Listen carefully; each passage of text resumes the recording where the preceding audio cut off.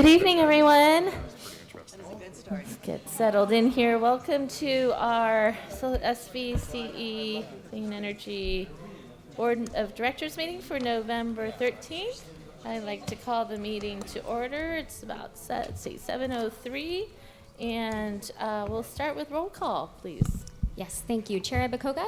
Here. Vice Chair Miller? Here. Director Montano? Director Elahi? Director Sayok? Director Smith? Director Sinks? Alternate Director Tyson? Director Gibbons? Here. Director Bruins? Present. Director Ellenberg? Thank you. I'll note Director Martinez-Beltran and Tovar are currently absent. Great, thank you. We move on to public comment on matters not listed on the agenda. The public may provide comments on any item not on the agenda. Speakers are limited to 3 minutes each, and I do have a speaker card from James Taluga. Welcome. Good evening, James Talea, resident of Sunnyvale, and this microphone seems to be louder than normal. So I just wanted to call your attention, if you did not already know about it. Just a week ago, Tuesday, published in the journal Bioscience, an article called World Scientists' Warning of a Climate Emergency, has very good, very simple information and charts on both the change in global human activities for the last 40 years, so 1979 to present, on many different indicators. You can Google that. I didn't bring printouts for everybody, but it looks like this. And these are figures 1 and 2 of the article. But it's very useful for helping to educate the public and others who are not yet aware of the status of a climate emergency. I was just recently with my parents 2 miles from the evacuation zone when I woke up to warnings on my phone, in the wine country. The Kincaid fire broke out, and I was in a hotel in North Healdsburg. So it's very real, these emergencies, and the wildfires and damage from that and economic costs are part of what's in here. So it talks about and has very clear indications of global human activity changes, and then the climatic response. So essentially, what are the climate impacts that are at least linked in part to human activities related to that? So it shows in very dramatic and very clear ways what our situation is, and so it may be helpful in educating others going forward. Thank you. Oh, Would you mind providing the link or something? Yeah, I can send a link time, into the clerk. That'd be great. The article is in Bioscience, November 5th, just last week. World Scientists' Warning of a Climate Emergency. Over 11,000 scientists in 153 countries, which is most of them, all signed on to this. Great. Thank you. Thank you. I'm sorry, we have some questions, if you could sure, stay and sorry. answer. That's all right. I was just going to take note that there was a particularly distressing article on, I think it was in the Wall Street Journal, that talked about the ice melts in northern Japan and how it's changing the temperature of the water and the entire biology of the entire northern Pacific. It was extraordinarily distressing article. Yeah, there's just an ongoing series of these things. One of the reasons I wanted to mention this one in particular is that it's meant to be a very clear and very simple set of indicators that more people can easily understand. So I think can be very useful as we go forward, and we need more people to be doing things that they're not comfortable with. Thank you. Thank you. Any other members of the public wishing to speak on a non-agendized item? If not, we'll move on to the consent calendar. Are there any members directors wishing to pull an item from the consent or comments? And if not, I will entertain a motion to pass. I move consent calendar items 1A through 1I. I second it. So thank you. Motion by, these mics are really hot tonight. Motion by Director Gibbons, second by Director Bruins. Any other discussion? All those in favor? Aye. Opposed, abstentions, motion carries unanimously. We move on to the regular calendar, and before we start the items, I have a request. If we could move item 8 up to after item 4. Anyone okay with that? Great, thank you. Then we will now move on to the items. Item 2 is our CEO report. Welcome, Mr. Balachandran. Thank you, Chair Abikoga and members of the board. In addition to my written report to the board, I'd like to bring your attention to a couple of things. One, we've signed a contract with Mr. Bruce Carney to help us with a project, and essentially it's to study ways in which SVC could work with local high schools to provide training on civic engagement. The goal of this training would be to give high school students the knowledge and skills to effectively engage with local cities and other public agencies on issues they deeply care about, with an emphasis on environmental sustainability. Bruce will be presenting his analysis and recommendations to SVCE by the end of the year. I wanted to call your attention to that because that shows up in my CEO report, and he will likely be reaching out to one or more of you as elected officials. You would have some very useful feedback on how we can get our young citizens to engage effectively with elected officials such as yourself. So Bruce will be reaching out to a few of you, assistants of this project. So that's one update. Is there a question on that? Okay. Can I ask a question? And then, just as a note. Sorry, I guess we have some questions. So actually I had Director Smith and then Director Ellenberg. Did you have? Yeah, that's great to hear, and I hope that Bruce reaches out to me. I co-sponsor a youth group that's working on various issues, one of which is climate action and climate change. And I know that Cupertino has one as well, so a youth group. So thanks for doing that. That sounds great. And I wanted to make a very similar offer. I'm part of the Democracy in Action with the County Office of Education, and have taught civic engagement to middle school students, and I would love to be a part of that. Fantastic. Thank you so much for offering. I'll add that I spend time probably twice a year at San Jose State and also in high schools, so would love to collaborate and share what I found to work on this. Thanks. And since everyone is talking, I'll talk. Yeah. So Campbell Union High School District has particularly at Prospect High School, has a very active civic class in civics. And in Campbell, we have 30 to 50 students at almost every single council meeting. And it's clear they're lost. So if you need some group that needs help, we volunteer. Great.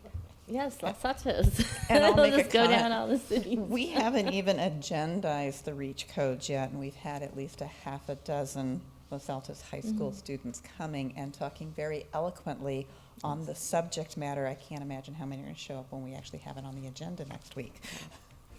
And I was going to add that I spoke to a second grade class today, and I couldn't believe it. They taught me all about GHG gases. So I know it's high school, but it's something to think about, and to really get to the young folks. And I'll share my email exchange with an adult that I had later on, but I think that's really great. So thank you. All right, anyone else want to share? If not, we'll go back to I already spend way too much time around children. I'm happy to see other people take this on.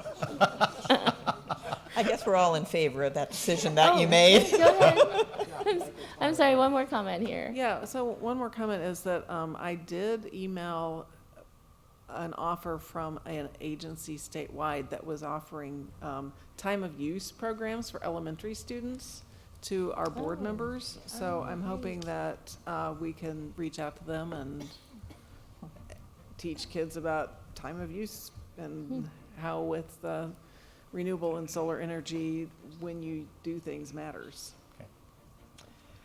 Okay. So I'd also like to call your attention to our community benefits summary. And we plan on sending this to a number of our stakeholders and of course sending it to all our city council members on all our city agencies and all our city managers too. So that will get sent out shortly. With that, I would like to ask Hillary Staver to come up and give you an update on legislative and regulatory affairs.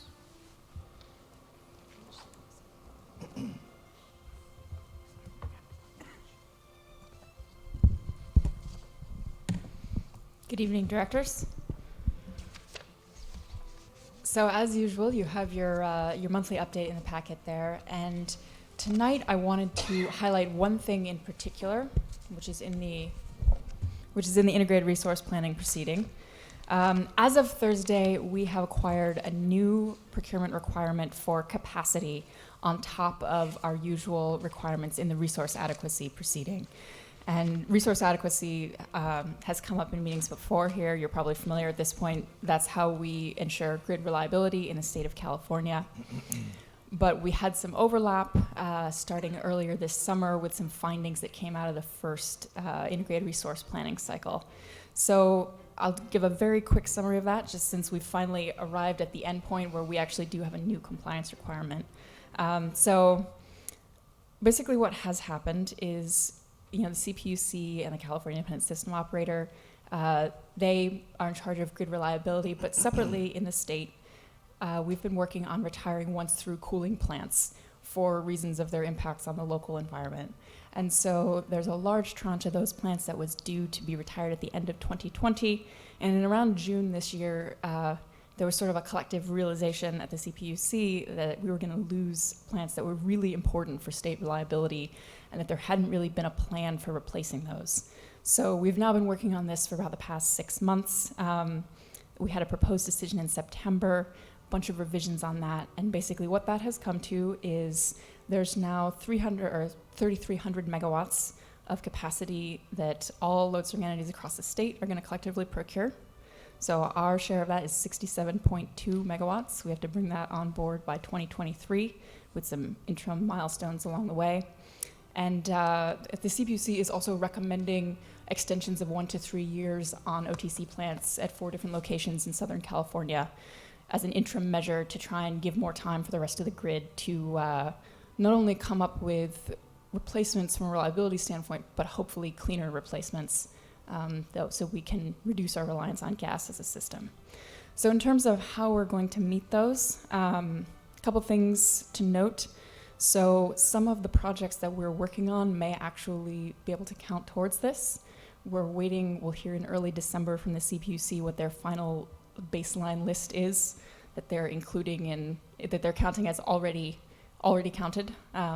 So it takes a while to bring things online, and some of our older projects may actually count as incremental for this.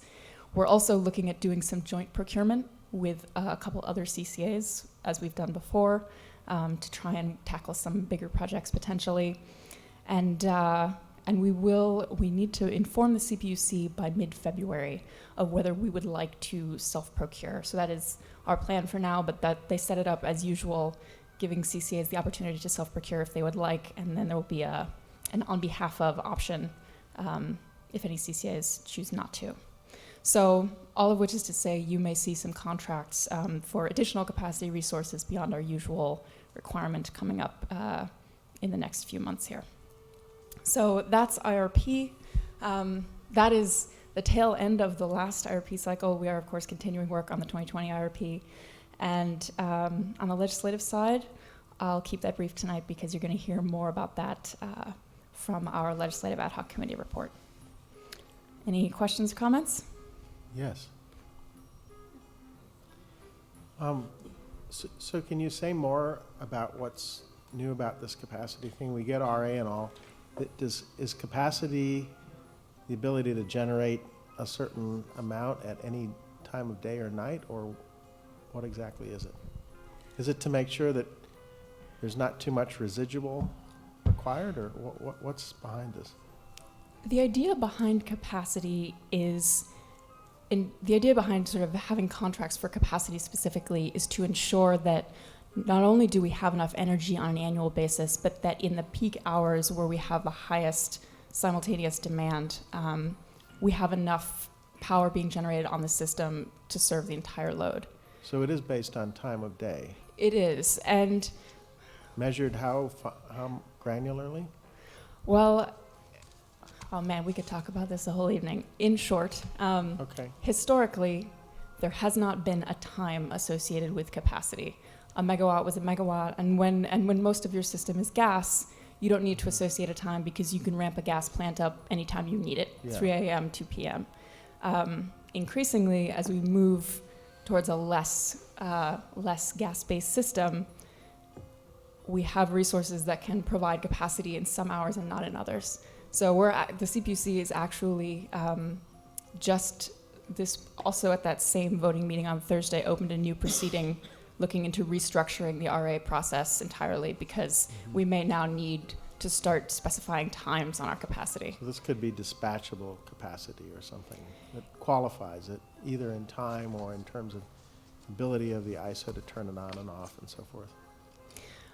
There was a speaker at the Cal CCA conference last week that I think summarized it succinctly when she said that historically 1 megawatt of capacity in contracting has reliably been able to equal 1 megawatt of capacity in the market. But increasingly, as you have more of these non-dispatchable variable renewable resources, that's no longer the default case. You have sort of more restrictions on when that capacity is available. Thanks. I'm sure we'll hear more about this in our committees and things. Come ask me questions. Thank you. Thank you. I'd like to call up Amy Bailey, our Director of Decarbonization and Grid Innovation, to give the board a quick update on the RFP that we issued jointly last week on resiliency. Good evening, directors. So this will be a brief update, but definitely wanted to provide a few highlights about the announcement last week.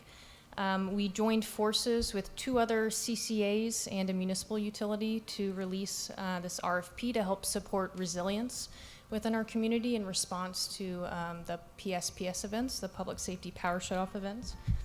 And specifically with East Bay Community Energy, Peninsula Clean Energy, and then Silicon Valley Power. And actually, we were discussing this might be the first CCA municipal utility RFP, at least that we're aware of. So that's in itself is kind of a big deal. This RFP is an RFP specifically for resource adequacy from behind-the-meter storage systems. And we're looking to partner with different storage developers to deploy these systems in our communities where residents and businesses want that additional backup power. And so those storage systems will provide backup power during times when the grid is shut down. But then the second value stream, when the grid is operational, we can call on those for resource adequacy as well. So that's the actual form of the contract with the developer. So for the RFP, in total, across the 4 different entities, we're seeking over 30 megawatts of resource adequacy. Our target is 10 megawatts. Depending on the price, we could procure more or less. We're targeting also half of that to be from residential systems and customers. And it really depends on what sort of proposals we get in, but this could probably translate to a couple thousand homes and dozens of businesses getting storage.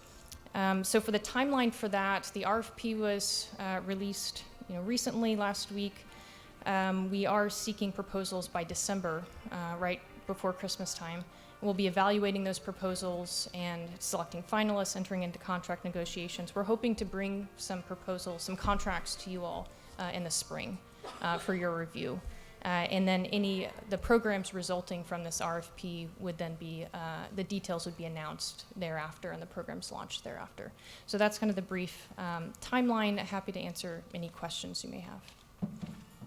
Director Corrigan. Hey, thank you for that. I'm missing something. How do you transmit when PG&E's turned everything off? Yeah, so the systems are providing two different value streams. One is resiliency to the customers when the grid is shut off, so they can provide backup power. So we specifically incorporated a requirement such that those systems need to be able to island. And that's what our customers are looking for. That's what people are asking for, of course, so they can weather those events. However, during normal grid conditions, we can call on those for resource adequacy. So you're exactly right. They're kind of two separate value streams, but a single system can provide both. One to the customer, resilience, and then one would be to us. And effectively, by monetizing that resource adequacy, we're kind of buying down the cost of the system to the customer to make it more affordable for them. Cool.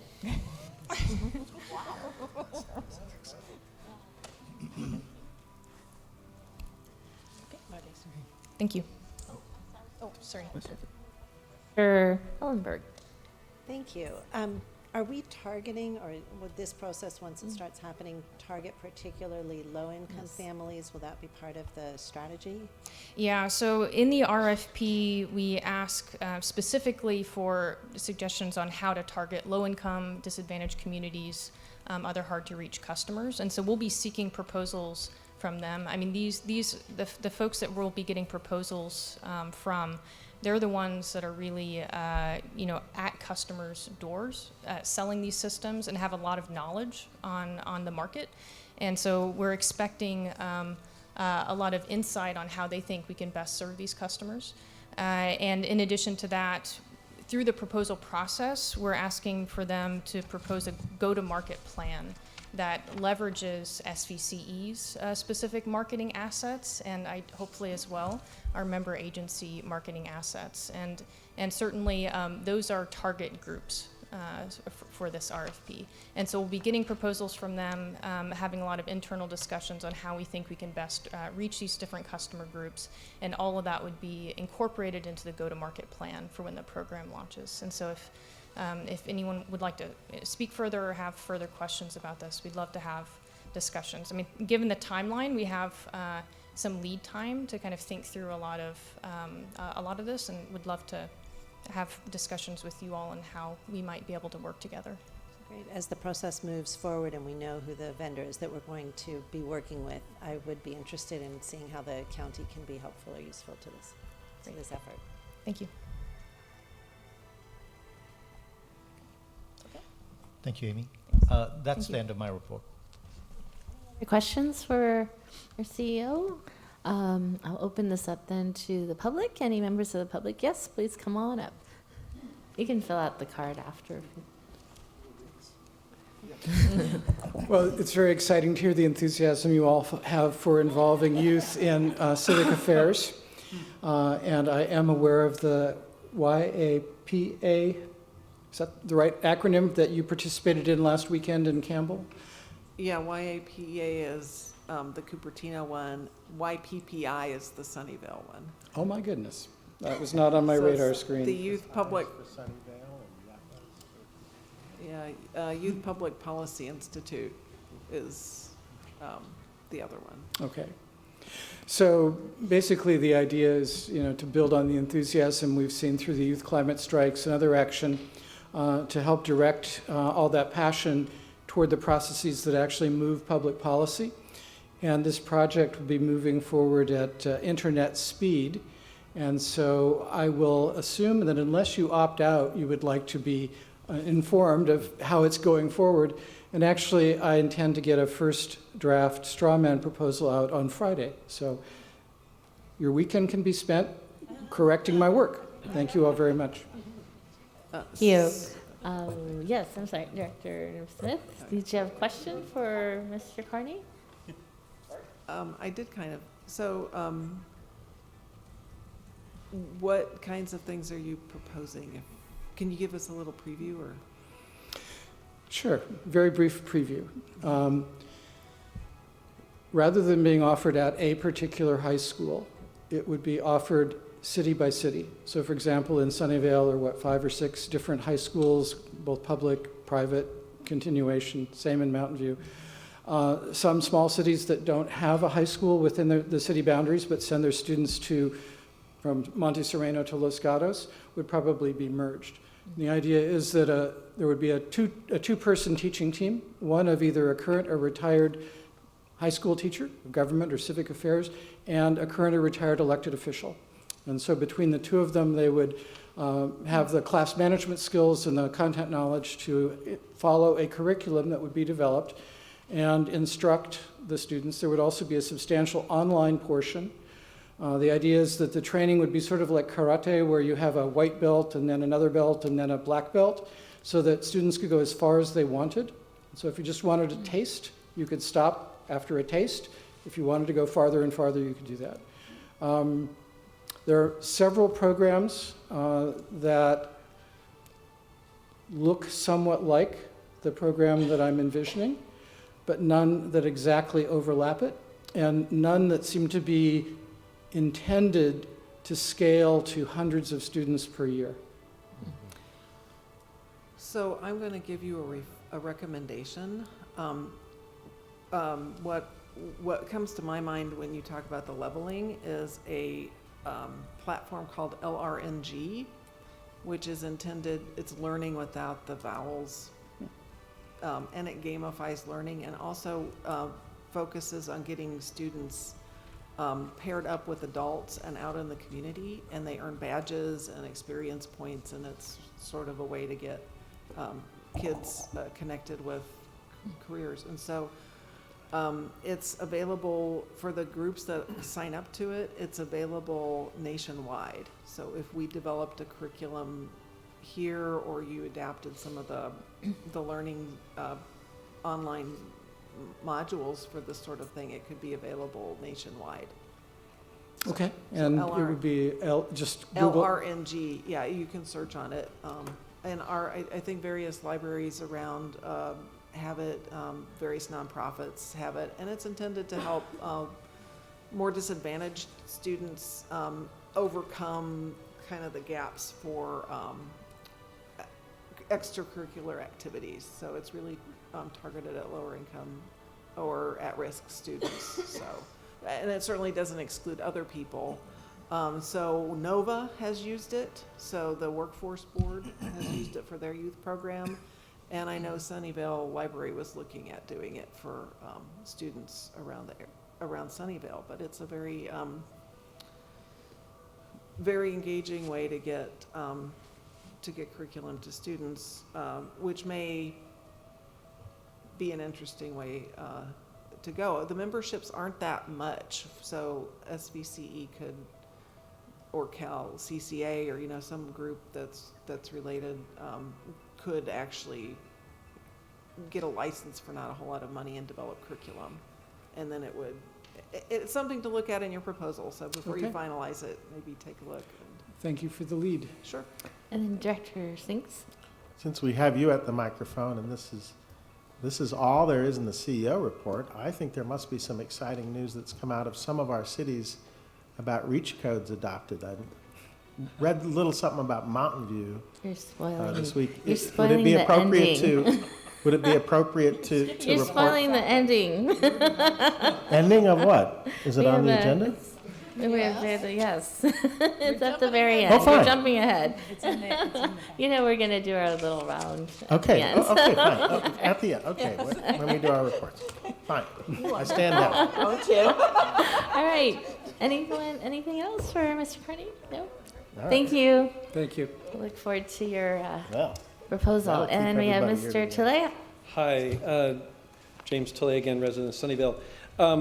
I wanted to applaud the effort of SVCE and its partners for the resolution of the resiliency initiative. I think it's a critical thing, and we're all realizing that we're behind the curve on being ready for these sorts of things that are impacts of climate change ultimately. I did want to make the connection also with the reach codes and what we're hearing as some objections. Emotions are raw. This is a tough challenge. People have their power cut off for days on a time, but it's coming up in multiple cities across San Mateo in this county that, we need to keep the gas because it's better for resiliency. Well, my overarching comment is that the reason that the power was shut off was because of climate change induced or increase of wildfire risk that makes them stronger and worse. And so we're going to keep, or you want to keep, part of what is actually causing that problem, the fossil fuel natural gas. That's an overarching comment. It's the wrong answer, and it's perpetuating the problem. Also, I wanted to point out that the most resilient solution is all electric, solar and storage. And a key thing to keep in mind is that a lot of the resistance is coming from folks that don't want change in their existing buildings, but REACH codes is about new buildings for the most part. And so new buildings is all about planning ahead to solve the problem that caused this in the first place. So it's not existing buildings, no one's taking away people's gas. I wouldn't advise that they light their stoves when the power's off, because then their exhaust fan doesn't work and the pollutants are even worse. So there's lots of reasons why gas is not the right choice, but in both all electric and in all gas, you can have a propane stove on your back patio. And so, thank you. We have a question, is it? Not a question, as much as just a quick comment that in a tongue-in-cheek exchange that's gone back and forth with the city manager in Los Altos Hills and myself, he was saying that when his power had been cut off, at least he still had his gas. One of the KCBS reports I heard on the radio said that one of the reasons it had taken so long to get power returned to so many homes up north was because they had to go and light each pilot with a certified engineer to do it. So the pluses and minuses need to be carefully considered. I think there's a lot more to it. Yes, Director Beltran. There we go. I'd like to thank you for your comment. We just passed the ban for natural gas and new construction in Morgan Hill, and there was lots of, I'm very proud to say that we were able to support that. And there was definitely a lot of pushback, and much of it came to this point. But again, I do want to reinforce that, as we've heard, gas was one of the problems that attributed to the power being shut off for so long. And I think you're exactly right. There is some misinformation. I won't say a lot, but there is some misinformation that does include existing buildings. We're not there yet. I think we're getting there. But again, just to reinforce that, because this is the low hanging fruit. I mean, I was in New York 7 years ago. They were doing this then. And so I just hope and encourage people to understand we're already behind the curve. Yeah. And I know that it feels like we're pushing and we're grabbing, but we really are behind the curve. So I think one of the challenges for us will be exactly what Director Ellenberg had spoke about earlier, is making sure that we're including low-income households and how we fold that in as we include this in the new development. Yeah, so that's very important. And new buildings is the easy stuff. Right. And that's also what helps make existing buildings and retrofits easier later, because just as with any other new technology goes into new buildings and new homes, that's what sets the stage and gets the market ready for change in the existing buildings. Existing buildings is the hard nut to crack. Doing the REACH codes has so many benefits for that as well. Thank you. Thank you.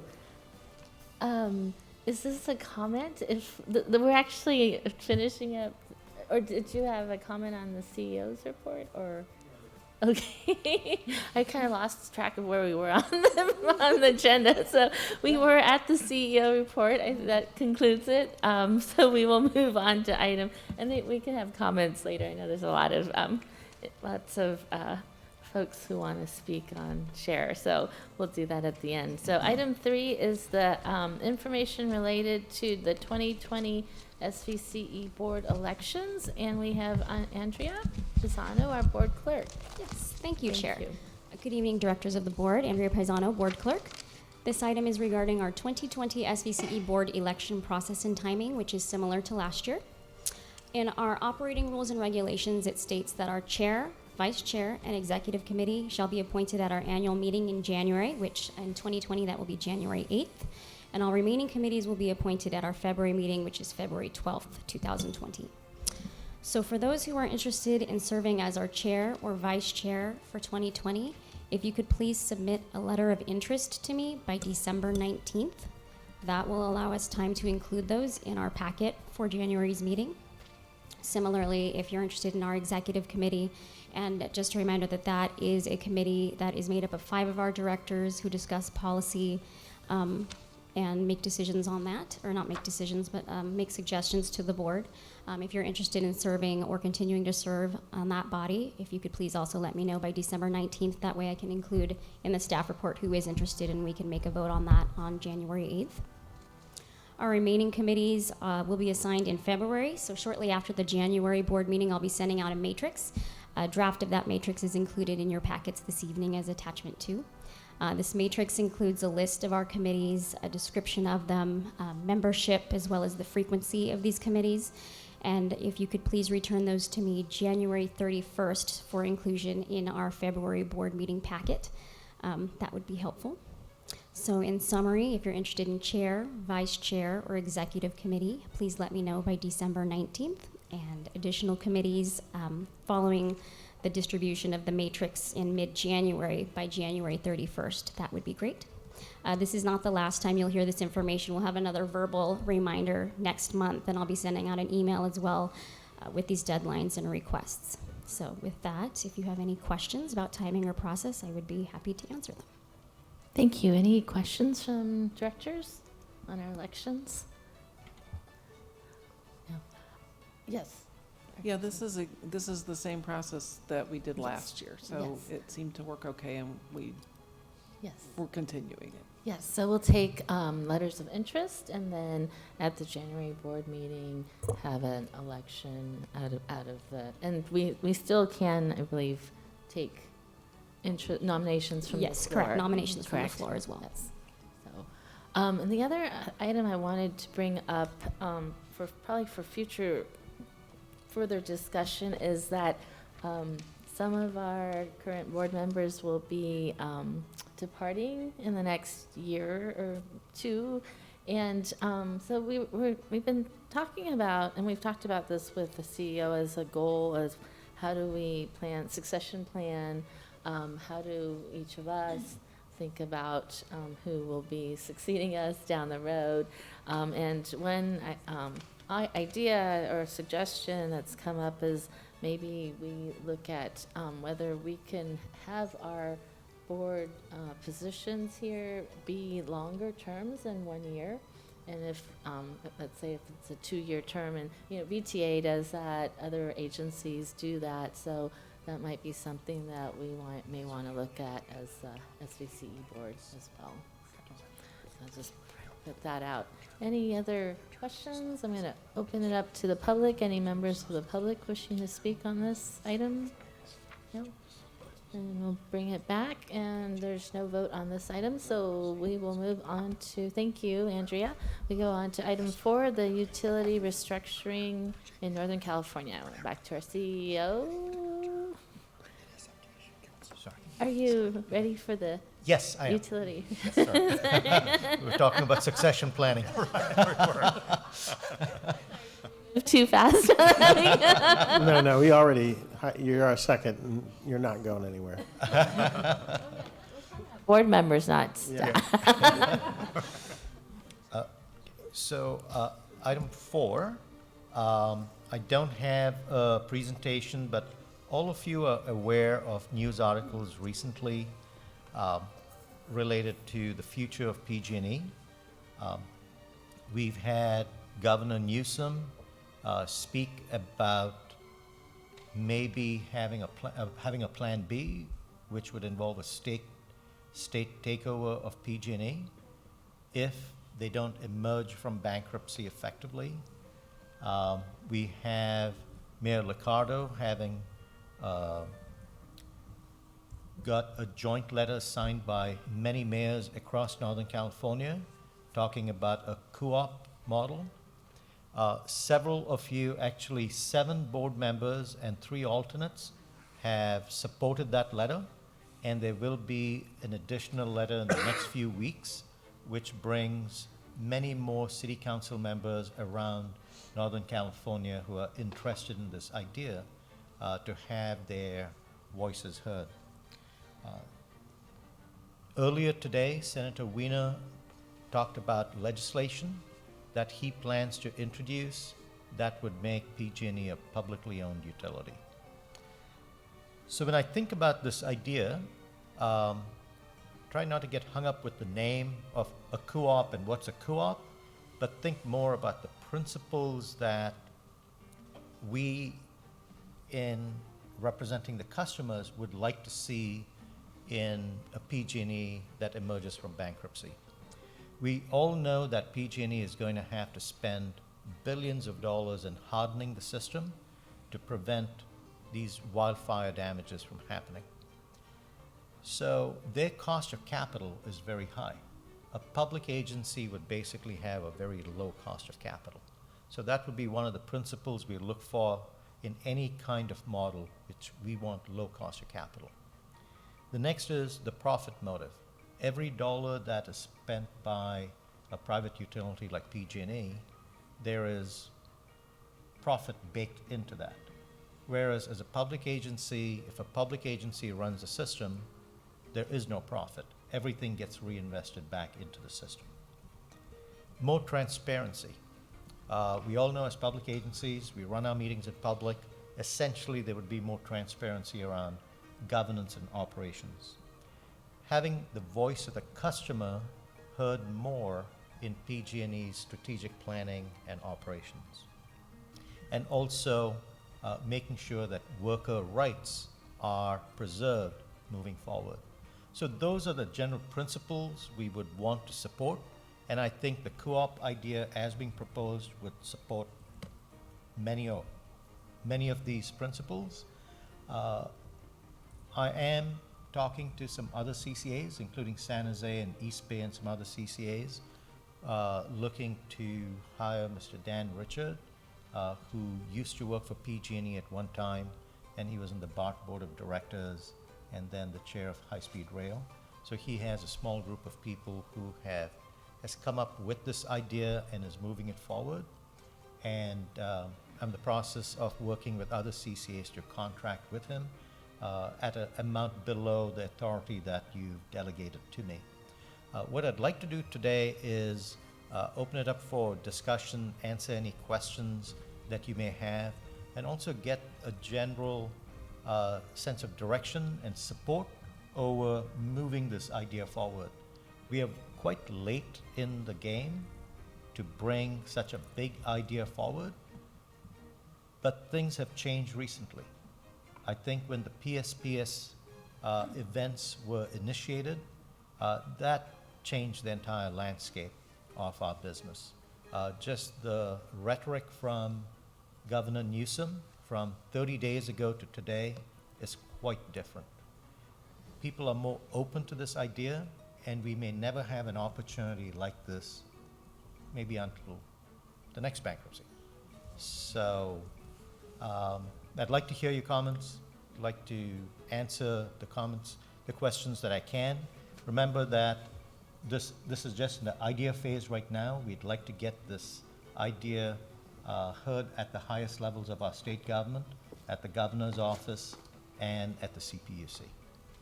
So with that, I'll open it up. Thank you. So, Vice Chair. Sure, I'll try to be quick because I'm sure everybody wants to weigh in the same ways, hopefully. But first off, PG&E becoming the same utility that they've become already before clearly doesn't seem like it's a path to success. And we may be late in making a proposal. I still think fundamentally something has to change if we're going to get different results. So I don't mind that it's late. The only comment I have, and it's probably an unanswerable question at this point, in all of these models, there is some governance structure. And in those governance structures, I am assuming, and it may be incorrect, that it's either going to be geography-based or it's going to be load-based. But do we know kind of what our preferred governance structure would be? And will we have much say in that model? It's a great question. You're right that it's unanswerable at this time. I'd say, though, it is an extremely important piece of the puzzle. Yeah. And I don't think the current models of, say, a municipal utility or even a municipal utility district would work for an agency of the size of the geography that we have in PG&E. But California has done big things before.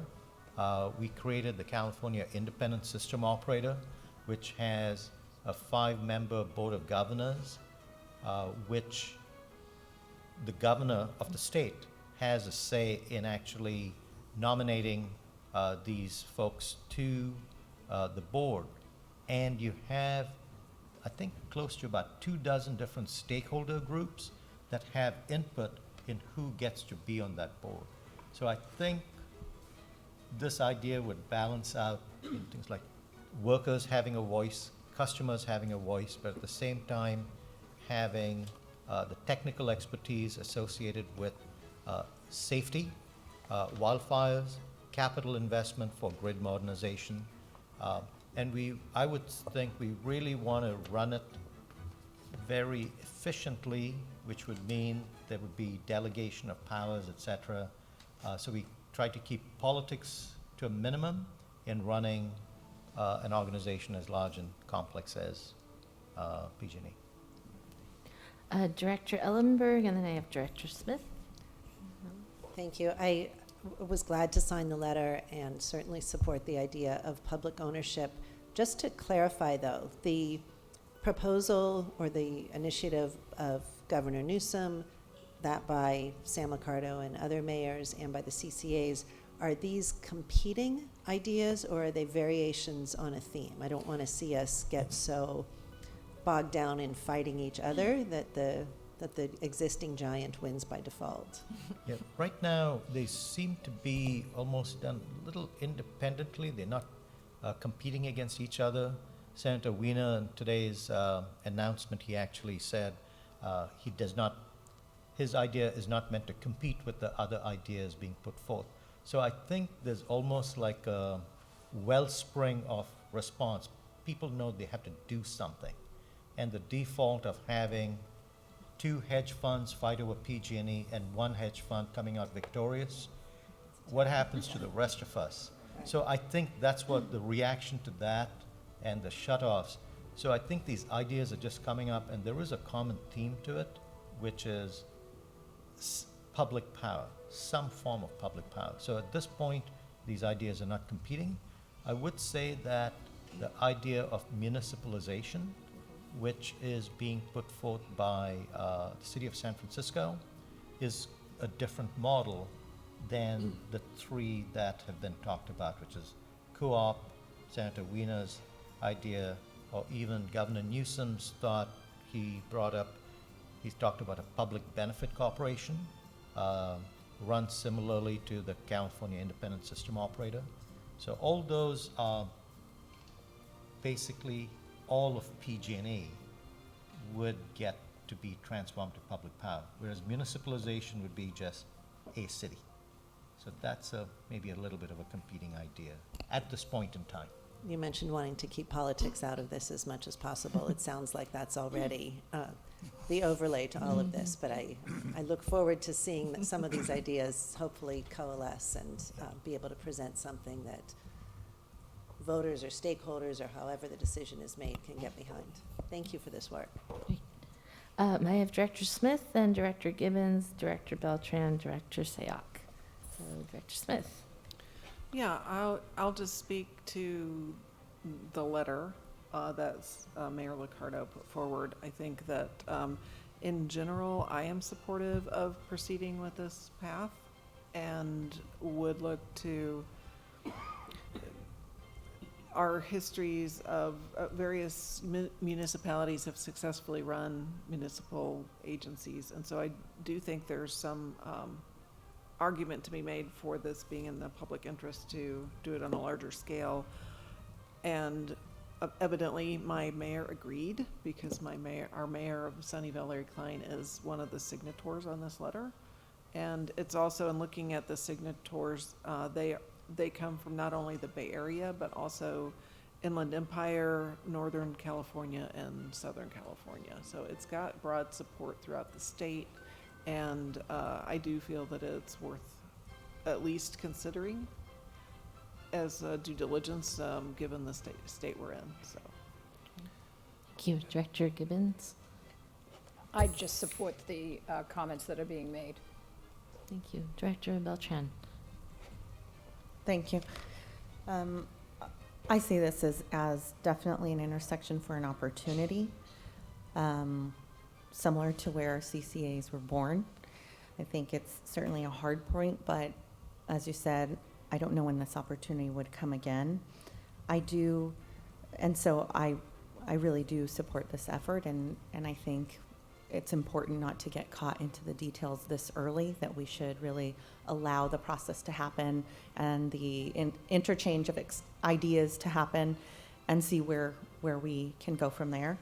I was very encouraged by the talk that we had at Cal CCA and spending time with other legislators and other municipalities who are thinking on this, and I think it really will take a group think to get to the right answer for us.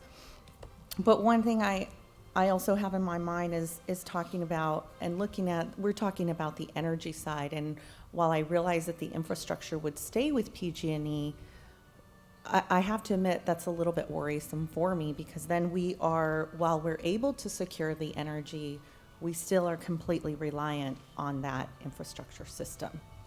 And so I would hope that there would be some further discussion about that, looking at the challenges that we're facing now with housing and building out that infrastructure, such as piping for water, gas. These are huge expenses for different regions to have to take on. And so if we're looking at this at a state level, I would just encourage us to maybe peel back that onion a bit as well. Thank you. Thank you. Director Sayok and then Director Bruins. Thank you. Girish, I just wanted to follow up on something you had said with regard to the principles of, and given how fast this is moving, I wanted to ask how you envision us having that discussion of, regardless of which framework emerges, what principles would we as a group all agree to so that you feel comfortable in your capacity working behind the scenes so that it doesn't get too political? Yeah, and I actually say, to clarify, I think it has to be political first before it can become apolitical. This is a political move because it's representing the people of Northern California. And so I think politics are necessary right now to get to a solution. It's the post if and when we get a publicly owned organization, we want to remove politics from the running of that organization as much as we can. Keeping in mind, of course, the state has carbon reduction policies and all that's politics. So I think in terms of the key things for the benefit of our ratepayers and moving here would be the low cost of capital, so access to tax-exempt financing, removing the profit motive. I think that would change the culture of PG&E to be more aligned with the needs of its customers, and the low cost of capital would keep rates lower than what it would be.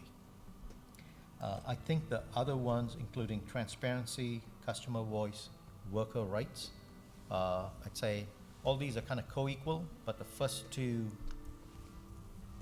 really set us up for a lower cost future and a change in culture. And based on the discussions that you've been involved with, it sounds like a lot of the various frameworks all have those encompassed, right? Like, I don't hear one versus, the debt and the shareholders are separate, but the ones that are emerging, whether it's Senator Wiener's versus... Literally, these are names that are being tossed out. So when people talk about a co-op, you go in and see how a co-op gets run. There are some pluses, but there are also co-ops get to basically do a lot of political funding That may not be what we want to have, and have a big company like PG&E Co-op say, you know, be able to provide money, put money into politics. So there's some of that. They're not as transparent as maybe a municipal utility, but they do have access to tax-exempt financing. Senator Wiener has not provided any details. Okay. Just talked about a publicly owned entity. The co-op idea has been talked about as a customer-owned entity. So that's where we are with it. Okay, thank you. Director Bruins and then Director Elahi. Well, first of all, I'm glad that there's this activity going on, and I'm delighted that our CEO is involved in this. And I agree with a lot of the comments that are being made up here. You know, this is, you know, are we late to the table? I'm not convinced we are, just because I think we're going to have a lot of this heavy discussion so that the best ideas can bubble up. You know, the cost of not doing this is really too high, you know, because if you leave things the way they are in the status quo, it's going to be on one end of the spectrum. This might be a moonshot that's way too far, but then again, Kennedy got what he wanted, right? But, you know, the worst case that can come out of this is something that moves us out of the worst case scenario. So, you know, there's an upside no matter what we do. And so I definitely support and encourage this moving forward. And, you know, the thing is there's a scary element of all of this in terms of, you know, the whole idea of making this a public entity of some sort, whatever that might be, is, you know, I think when you started off, you talked about the billions of dollars that it's going to take to harden the system. And when you think about taking that burden and transferring it to the public domain is a scary thing. But at the same time, when you talk about those top two principles, it kind of helps. And I think, you know, we've got a lot of, it's our customers, it's all of PG&E's customers in terms of bringing around that whole idea and support for a change. Because it's too easy to kind of sit here and say, wait a minute, what's this going to mean? This is mean not only do I pay high prices for my energy, I'm also going to now be paying taxes or paying this or paying that for the, you know, the financing of this. So I think there's some real positive things. And I like the idea that there's a lot of ideas, and I think we should keep going. We should not be discouraged or hesitant because of other ideas. We've got a lot of bright people that are on the team. Right, Director Elahi and then Director Sinks. Thank you for bringing those ideas. I've been kind of mulling it over to see what's doable and what's not doable. PG&E is in bankruptcy right now. To buy PG&E is effectively what we're talking about, because somebody's going to have to buy them out. If you can buy them through the bankruptcy, you might get a good price on it. But and then after you buy PG&E, the question is the liability that's going to come in because of the wiring system, transmission systems that they have. The bankruptcy will protect us from existing liability, because when they come out, they'll be clean. There'll be no liability except under the plan. But it's not going to protect us from any future liability that comes about. And there's also an additional liability. I don't know what their retirement liability is, whether their retirement is fully funded or underfunded, if that's billions or trillions of dollars. And also we have to look at allocation. You know, the state has a lot of things on its plate. Our transportation system is totally messed up. The lights don't work, and we have cars stopped there because the signals aren't working. So if you take over PG&E, maybe the signals will be working, but the cars will still be parked out there because there's no room for them to move anywhere. So it's a kind of allocation on what, and the housing thing also has to be built up. So I think it'll take a lot of looking at it and see, you know, what do we prioritize? Do we prioritize taking over PG&E because right now we have a serious issue, or do we look at what resources are available, and hopefully we don't end up with. I think these ideas are going to be shuffled around, but I think whether we'll at the end of it be able to do it and so, you know, come up with a state-owned utility service or not will really depend on whether the priorities come up. Director Sinks. Yeah, so I'm very much in support of this and wrote, and I, you know, between different forms of governance, a co-op, a public utility, I don't know, right, what the right answer is, but I really appreciate Sam Liccardo stepping up speak out on this and take a lead. I appreciate all the mayors that have signed on. I think that, it's good to hear Gavin Newsom stand up. I mean, I recently read an article that he and his wife together had received some $700,000 in contributions from PG&E over time. And the truth is, they just spent a lot of money on politicians all around the state.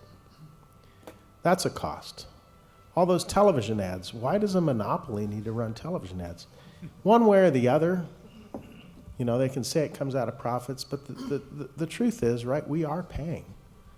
If they have a PAC and their executives are funding the PAC, one way or the other, we're paying for all of this, right? And we talk about the profit component, but I think the story goes beyond that. Most companies have an incentive to contain costs, right? You make more money given a certain level of productivity if you can contain costs. For any regulated monopoly, the incentive is just the opposite. If you can say, we need more money to run this business, and your return is set by the regulator at, say, 8% or whatever it is, you make a bigger absolute profit by convincing the regulator that you just need more money to operate. So just imagine the misalignment of interests between ratepayers and management here. The truth is that every time they go in and ask the CPUC for something, they have 100 times more resource to bamboozle them or capture them than the staff of the CPUC does to sort this all out and really figure out where all the money went. And so, the other point I would make is ratepayers are on the hook for the downside, right? Every time they enter bankruptcy or they threaten to enter bankruptcy and the legislature gives them a bailout, effectively what we're doing is giving the shareholders the upside while we're taking the risk at the downside. If you think about all of these things and you think about the fundamental inefficiency, particularly as this particular utility has been regulated by the CPUC over a number of years, it's no surprise that ratepayers in California municipal utilities are paying on the order of 30 or 40% less than IOU customers in this state. And we all ought to think about that amount of money. I think these support the points that you've made, Girish, and I think we ought to support labor. I think we ought to reach a fair settlement with the debtors and the insurance community. We're going to need those folks going forward, but I'm not sure we need the shareholders, and I'm not sure we need the management.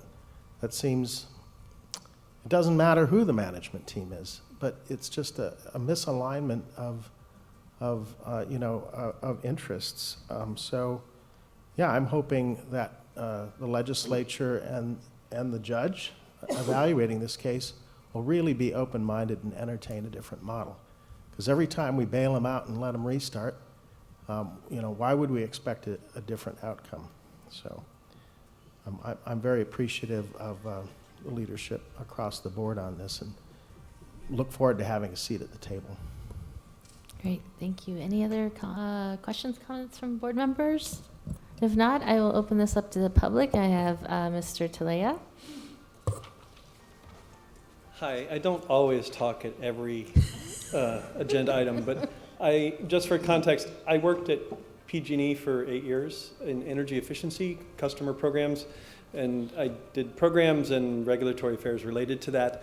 I'm not going to, for my own public interest, not comment one way or the other, advocate one way or the other for decisions in this matter, because my day job is funded through PG&E as one of the customer programs that they run for residential. So what I wanted to get across is that as Mayor Liccardo and the others involved in these early stages have emphasized that customer programs, such as energy efficiency and demand response programs, low-income programs, like the Energy Savings Assistance Program, will be or envisioned to be continued and not interrupted, and I just favor that ongoing approach. Now, I have a bias because I get paid through that, but generally, all of PG&E's programs, their entire portfolio of energy efficiency programs, that's what I can speak to, is cost effective, meaning it returns more value to the state and society in California than it costs. Each program may be higher or lower. I'm happy to say the Home Intel program that I'm involved in is one of the only 2 cost-effective residential programs. So, but overall, they're cost-effective.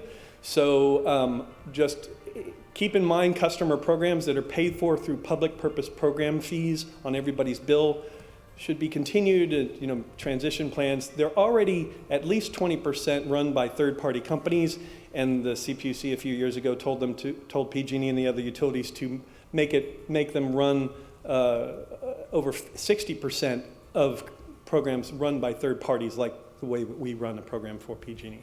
So they're already fairly independent and cost-effective. So just keep those in mind to keep them in place. Thank you. Great, thank you. Any other members of the public wishing to speak? If not, yeah, I was happy to sign on to the letter, and I want to thank our CEO for updating us. My question is, moving forward, will you just be reporting back to us at meetings or Yes. by communication? Yeah, in on a all the regular appropriate basis? ways, CEO report, maybe a different, a separate item on the agenda. If there are any bankruptcy-related issues that require closed session, we'll do it in multiple ways, keep you updated. If I may just add one thing, tomorrow night, I'll be speaking at the Cities Association board meeting and talking about this issue. I'll be joined by Lori Mitchell, who's the CEO of the San Jose Clean Energy Unit, and we'll be making a joint presentation to the Cities Association. Thank you, Rod, for arranging for us to get some time there. Great. And Director Corrigan? I just want to, it sounds like you have plenty of direction, and the comments of my fellow directors certainly mirror my own, so I feel comfortable that you've received enough direction to proceed. I would like to go back to one of your first comments about coming back with a letter that you hope directors and city council members can sign on without just having to rely on one mayor from each of our representative cities. I would like to ask that you get that letter out as soon as possible, because smaller cities like my own have a largely ceremonial meeting in December, so it may not be until January if we don't get it in our hands sooner than later. Specifically, Los Altos Hills meets next Wednesday night. So if you can, in any way, turn something around before next Wednesday, I would be happy to hand deliver it. Thank you. Thank you. With that, we will close this item and move on to item 8. We've moved up 8, our legislative ad hoc committee report by Director Sinks. Thank you very much. We last met on the 22nd of October. We reviewed the 2019 legislative session and began preparations and talked about what may go on in the 2020 session. So we looked at the fate of bills in 2019, did a debrief from the team in Sacramento. And I'd like to mention that Aaron Reed was on the call. Earlier in this meeting, we, on consent, passed renewal of Aaron Reed and Associates. I just want you to know that it's been most helpful to have their direct and immediate engagement in Sacramento. We are participating and getting great information in a very timely way, having engaged them. So I know that the Ledge Committee was supportive of continuing to retain them, and I appreciate everybody passing that tonight. We know that the same kind of issues we were looking at this last year are going to come back. Central procurement, direct access, these big issues of fire prevention and mitigation, damage, cost recovery, and the ongoing discussion of within Cal CCA community, right? We see things a little differently, and we all need to get together to be effective in Sacramento. And, you know, I think I'm proud that SVCE has, over time, increasingly taken more and more of a leadership position in the advocacy and the negotiation between the CEOs that represent our members. We have a good voice at Cal CCA. I'm sorry I couldn't make the meeting in Southern California, but it sounds like we had a few directors, so that's great. So the ad hoc committee also reviewed updates to our legislative platform and gave some feedback, and we'll be discussing that next. Finally, I'd like to note that Steve Baker, who is Aaron Reed and Associates' primary person here helping us, will be present at our January Board of Directors meeting, and he'll provide an outlook for all of us in public session for 2020. And that concludes my report. Great, thank you. Any questions from directors? If not, any members of the public wishing to speak on this item? If not, I'll bring it back. And this was a discussion item, so, and it actually segues right into our next item, item 5, which is an approval of an update to the SVCE's legislative platform. And we have Hillary, Ms. Daver.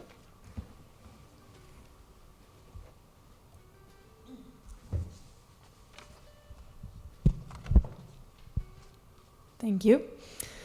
So, as you can see, this is a highly expanded version. The last time that we looked at the legislative platform was in March of 2018.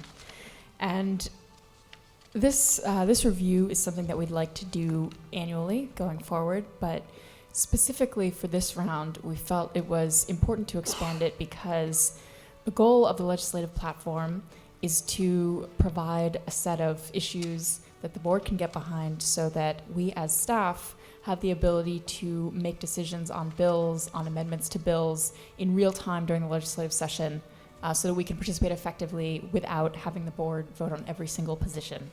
So with that being the purpose, then it's important that the platform speaks to relevant and topical issues going into the 2020 session. And looking back at the March 2018 version, we felt that clearly the conversation in the state has evolved, and there are a lot of things now that we are going to have to interact with in the next session that were just really not in the conversation at all a year and a half ago.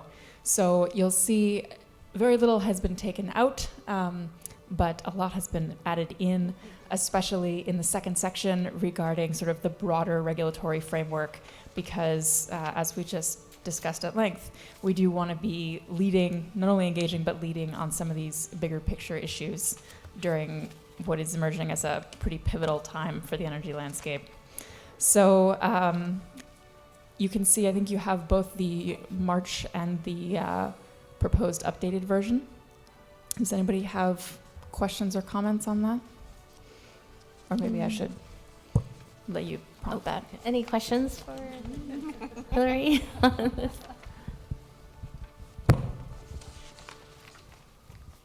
Nope. Did you have No that? questions. Oh, okay. I think we're good. Or yes, well, I'm going to give folks a chance to look through it again. Yeah, let's go to the questions, and then I'll open up to the public and bring it back. So, Member Smith, Smith? Yeah, I'll just state that the Ledge Action Committee got a chance to review this and give input, and happy to see it come forward from staff. And thanks for the hard work and carrying the torch forward, so to speak. Right, I don't see any other directors, so I'll open it to the public. Any members of the public wishing to speak on this item? No? All right, I'll bring it back to the board. Any other comments? Yes, Director Bruins.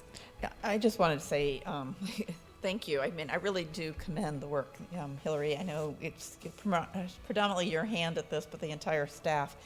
And I'll even give credit to our LEDGE ad hoc committee. This was a fabulous document. I mean, it really has evolved it, and I thought it was tremendous. So thank you, guys. I'm ready to make the motion to approve it. Second. Thank you. So there's a motion from Director Bruin, second from Director Sinks. Any other comments? Yes, Vice Chair. Yeah, mine is not a comment on what we all hopefully love. You guys do a great job. In terms of rolling this out to the board, you said annually. What you probably want to do is have it revised at this time of year with an experienced board, and I think you want to bring it back in a February meeting when you've now seated all your new board members and review it as a discussion item. So it's probably it best would probably be coming back twice, once in the fall for updates and once in the spring just to bring all the new board members up to snuff. And if we see something at that time, the landscape's changed a little bit, it's a touch point for you to get additional direction. It's a great suggestion. Any other comments? If not, there's a motion and a second. All those in favor? Aye. Opposed? Abstentions? Motion carries unanimously. Thank you very much, and thank you for your hard work on this. It is a really great document. Thank you, directors. All right, we are moving on to item 6, the Customer Resource Center Program Update by Director of Account Services and Community Relations, Dawn Bray, and Communications Manager, Pamela Leonard. All right, thank you, Chair, and good evening, directors. Tonight, we're going to take you through an update on where we are in development of our online Customer Resource Center. In December and January, we're going to be bringing forward some contracts. They'll probably be on consent, but they're going to be for various tools and content that we're going to be developing as part of this. So tonight, we're just going to talk through a framework of what goes into this, the various tools that we're looking to incorporate, the whats and the whys and the wherefores and the like. And Pam and I will tag team this. You may recall that the Customer Program Advisory Group last year viewed providing content and information on electrification as one of the top priorities for us to incorporate into our program plan. So the program plan that was approved in December of last year had that at or near the top of the list. We've been working hard on it over the past several months. We've been working on identifying customer needs, thinking through what some of the tools and resources that we would want to provide would be, looking into the market and seeing what's available out there. We did an RFI over the summer. We had 8 or 10 responses to that. That informed the RFP that we did in September and October. We had 16 responses. So lots of interest in the market in providing tools and resources for us. We're starting to shortlist that now, and again, we're going to be bringing the winners forward in a contract here pretty soon, or in a set of contracts. So our goal with the Customer Resource Center is to have a mechanism whereby we can really engage our customers in the journey of electrification. We do a lot of tabling, dozens of events a year. We do lots of outreach, we have newsletters and so forth. And right now we have little to nothing in the way of content or advice to share. One of the most common questions we get when we table is, hey, I'm thinking about solar. What should I do? And sending them to Wikipedia just isn't really the right answer. So we have to have better content and tools than that. We get the same questions around EV. We're getting the same questions now around storage, as you might imagine. So we've got to really up our game in this regard. We also have a lot to work with. We have 110,000 email addresses that are valid.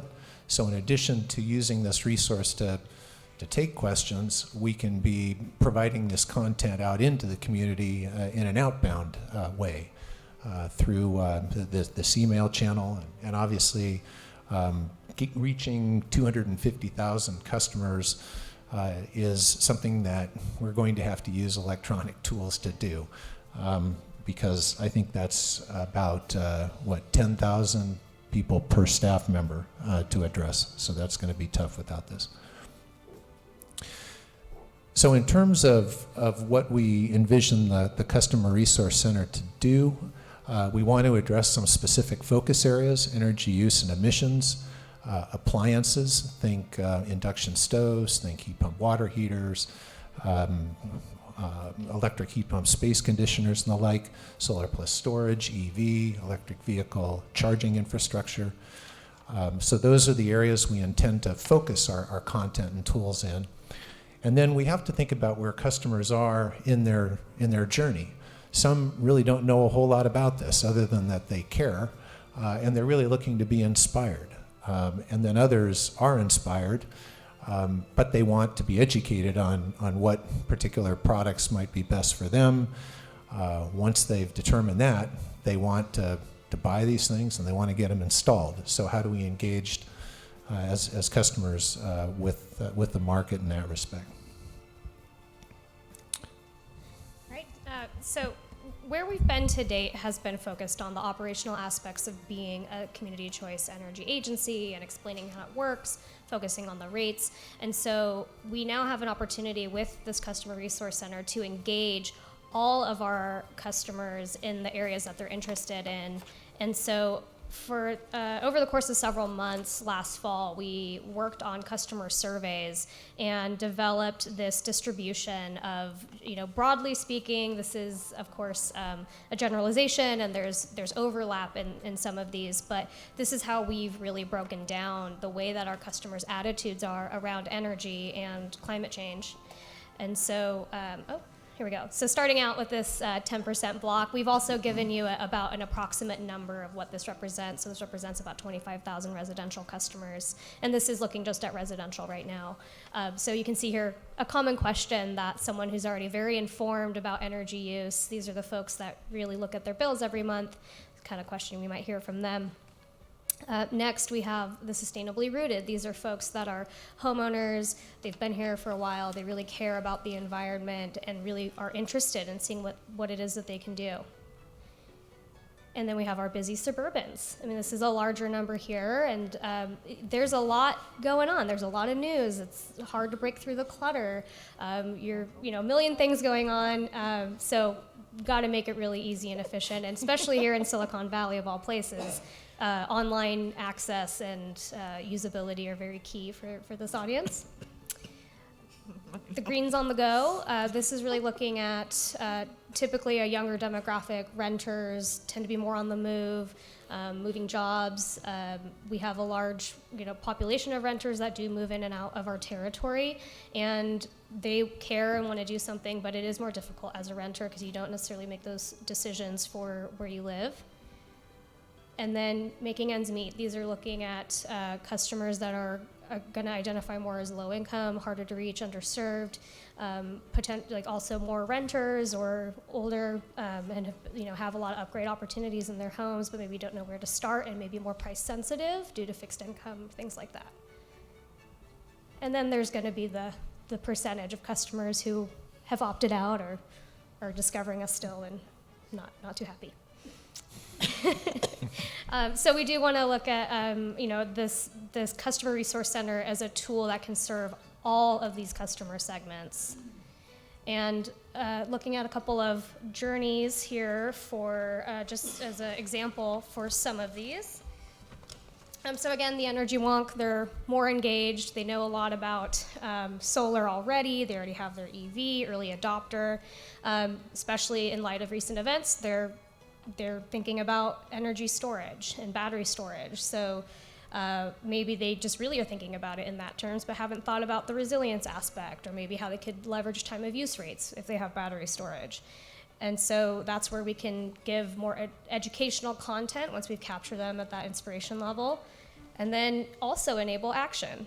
So instead of sending them away to figure this out on their own or be confused by contractors and different vendors, we could directly, through this resource center, involve them in getting quotes and also sign up for some of our own programs, such as what we talked about earlier with our resilience RFP, and having them right then and there, going through our process, potentially sign up for programs too. The Sustainably Rooted, just as another example, again, wants to do more for the environment. The news around climate change can be quite daunting and depressing at times. So again, the inspiration part of this is maybe they're thinking about shopping local or recycling, but not thinking about energy. So how do we capture them as understanding that the work we're doing around electrification and decarbonization can really give them hope about something they can do for the environment. And of course, this is going to then point them to resources to learn more about our tools and enable action to maybe do EV comparison shopping or shop for energy efficient products through with the appliances that we're offering. Okay, I'll quickly take you through the mechanics of how this is going to be put together.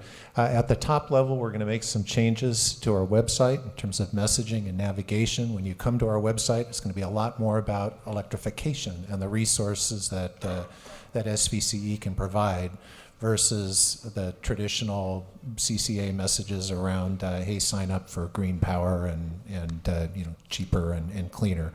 People know that we have a 97% subscription rate. This is an important pivot for us. But one of the contracts we'll bring you will be for help specifically in messaging and navigation and some design work on our website. And this is really around the inspiration piece. This is where people first land, where we're looking to inspire them and then help get them directed into the area that they're interested in learning more about. In terms of now subject matter areas on energy use, education, and action, informing people about energy efficiency and emissions, providing some top-level education, and then to the extent they want more detailed information on things they can do, there are tools out there that will look at your energy use, potentially gas and electricity, and make very specific recommendations for you. Tools that can help you optimize the new time of use rates, for instance, that can provide alerts. I mean, it'll go this far if we want it to. But there are some very interesting products and tools in this column. Around appliances, think online store. Think a place you go to learn more about products that are available, compare those products against one another, understand pricing, available incentives, rebates, discounts, potentially provided by us. We can promote through this type of a tool, and then, of course, enable purchase and installation. Sorry, Don, May I interrupt could you take a question? Oh, I'm sorry. Yes, please. That's okay, thank you. If our sites are recommending particular vendors or products, I have a few questions about that. One, how do we decide? Do we vet who we're going to promote? Does that then create, either liability or essentially a stamp of approval? I love the idea. First of all, I love this whole thing. I think it's really exciting. And the notion of making it super easy. I may or may not be in that suburban busy category, just saying. So going right from being inspired and educated to, oh, I can order this right now. But I do worry about how that selection will be made. Can you explain a little bit that's a about great question. If we, see if I can go backwards here. So looking at putting in place a marketplace, that would be with a third party that is really, in effect, running that marketplace. And then the products that are in there, we can say, we want to see LED products, we want to see induction cooking products, we want to see electric vehicle charging products, and they will populate the store with a wide range of products. And the recommendations are basically from the market. So they're market-based reviews that in some cases come from the Amazons and Best Buys of the world. That's where the data is pulled in. We're looking at a couple of different options here and haven't exactly decided on which one, but in both cases, the content that is really informing the comparison is coming from the market, not specifically from us. I can see a challenge either way. If we have a disclaimer that says we're not recommending any one of these products over the other, then that devalues our service, because I would want to go to a site that has a good reputation that's actually in this business to make a recommendation. But on the other hand, I think that that's really risky for us to be recommending particular products over which we have no control. Right. So if there are reviews on it, like a Yelp or Amazon, that's okay, but I think there's still some work to be done here to really think through who gets onto our sites. Okay. Tran.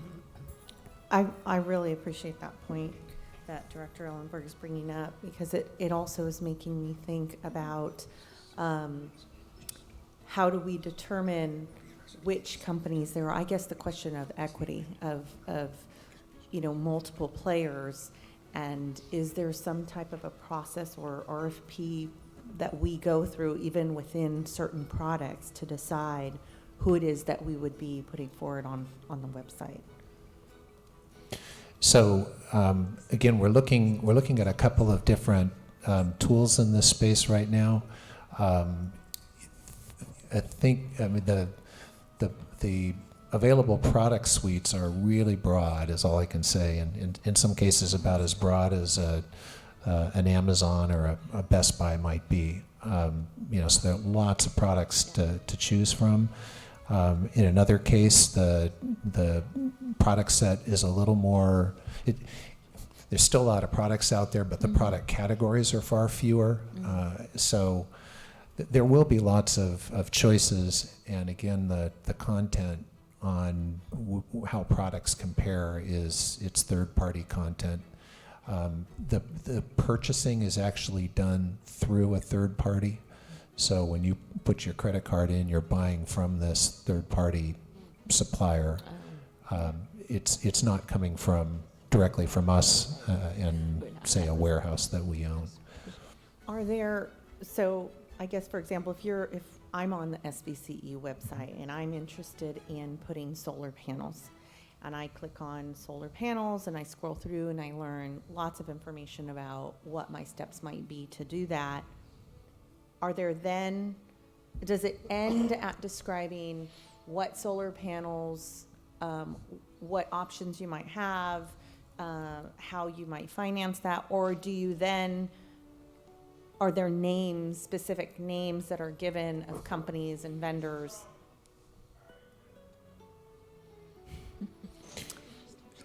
So we're actually, again, we're looking at a couple of options here. One option is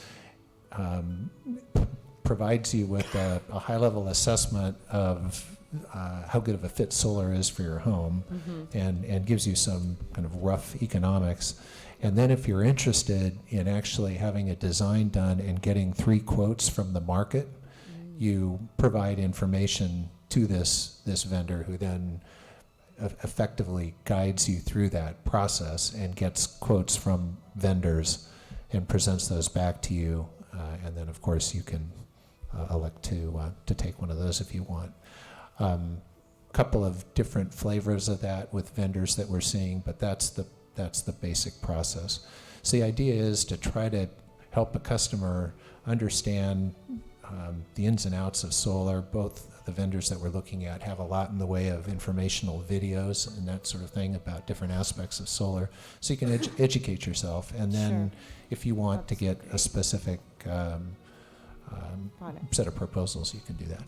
Is there any way we might be able to do, whoever the vendor is that would take these quotes, that there would be an RFP for, we're going to send customers who inquire on solar, for example, we would then have 3 different vendors that we would provide quotes for, or, is there some way that the vendor that we select, there could be some parameters in that agreement between us and the vendor of how they would solicit those companies. Well, so these solutions already have a process for vetting and selecting local contractors. So that's part of the solution that we're looking to contract with as a third party, is that they already have this process for selecting local vendors, and we don't actually have to do that. We of course can influence and look at making sure maybe we have our own set of criteria, but the idea is that that third party really manages the process, and that from a customer experience standpoint, they're going to get the information through our site, but it's a very clear handoff at some point in the process that you're now using vendor X or Z that is taking you through this process, should you choose to get quotes from installers that are part of their network. So that's the way that the solutions are structured from the providers that responded to the RFP that we did, looking at what's available in the market. And we're going to share a case study in a little bit. I was going to ask you, I was looking ahead and there's a case study, so I'm wondering if we should just move ahead with the presentation. Okay, so maybe I can jump to the case study and then. we can take more questions after. Yeah, and then the final thing was EVs and charging. So there you go. So I'll kind of jump back and forth, but SMUD, who's on contract with us to support program administration, they've done this, and they're also a public agency. So some of these questions, they've been there, they've figured it out, and have been just raking in the awards ever since. They got Utility of the Year from the Smart Electric Power Alliance because of this. So the idea is that we want to reduce friction. There are existing offerings by our, IOU right now that kind of offer a lot of things to customers, but aren't really targeted, the marketing of those services as well as we could do it, since we're closer to our community. And when you go to a store and you have a ton of options, or you go to Amazon and you type in LED light bulbs, how do you know which one to pick, right? So what SMUD has demonstrated when they launched their energy store in October 2017 is the increased adoption rate of the products that they're curating, so to speak, and offering to those customers. They're already that known, trusted entity in the community, and are helping to kind of declutter the hundreds of options for certain appliances, and maybe they're offering 8 types of smart thermostats. The customer kind of trust in that, also able to apply instant rebates to that and not having to go through other barriers. We're really trying to, there's so much that we now have to get our customers to do to help us achieve our decarbonization goals. And however we can make that as easy as possible is why we're really interested in some of these solutions from these vendors that already have some of this curated solutions in place.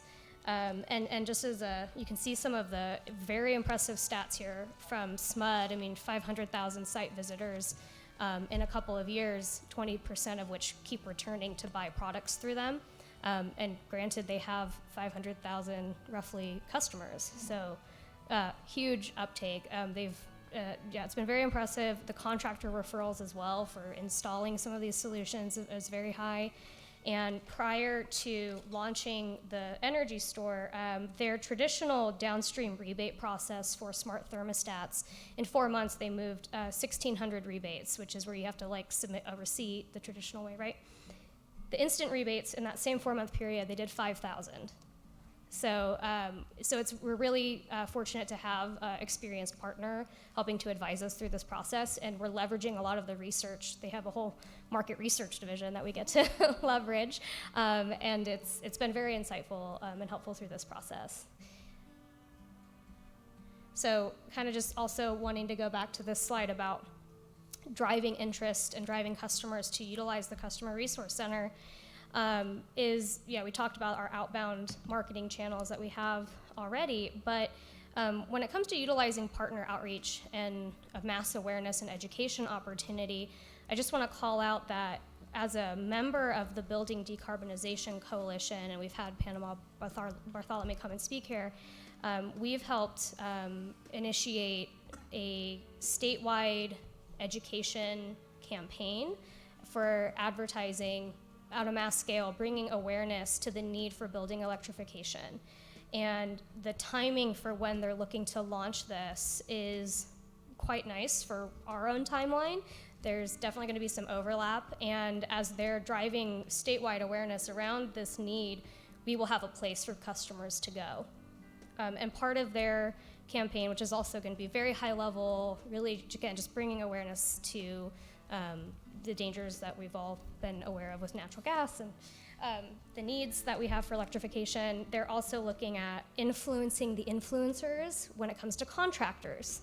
So there's also this other part of the campaign that's going to just really help get contractors on board with electrification too, which we know is a need that we have and are looking to address in other ways. So there's a lot of movement right now, and so we're really looking forward to harnessing that as we go forward. Okay, and then just to wrap up, we do have budget that was approved with the decarbonization roadmap for the last fiscal year and this fiscal year, and then there will be additional marketing budget spends related to the statewide campaign, how we might support that, as well as launching our own product, and then annual subscription costs that we will work into our annual budget. So just to close, revisiting the timeline, again, we're evaluating RFPs as we speak and really looking to narrow it down to what will probably be 3 or 4 solution providers we're working with, so 3 or 4 separate contracts, and we'll begin bringing you those in December and really going to work on building this.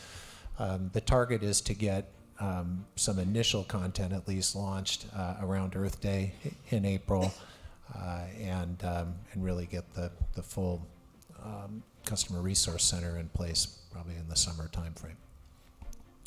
Questions? Great. Thank you. Any questions? Yes, Director Corrigan, Director Lahi. So thank you so much. Let me start my comments by saying I have complete trust and faith in you guys to make sound decisions about this going forward, but I do have some questions and a couple concerns.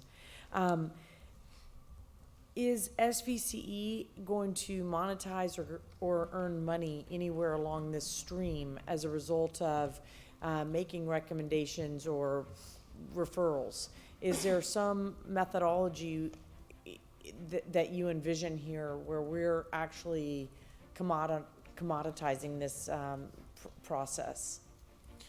So this is an option that a few of the vendors that have proposed have given us, and really it's our call.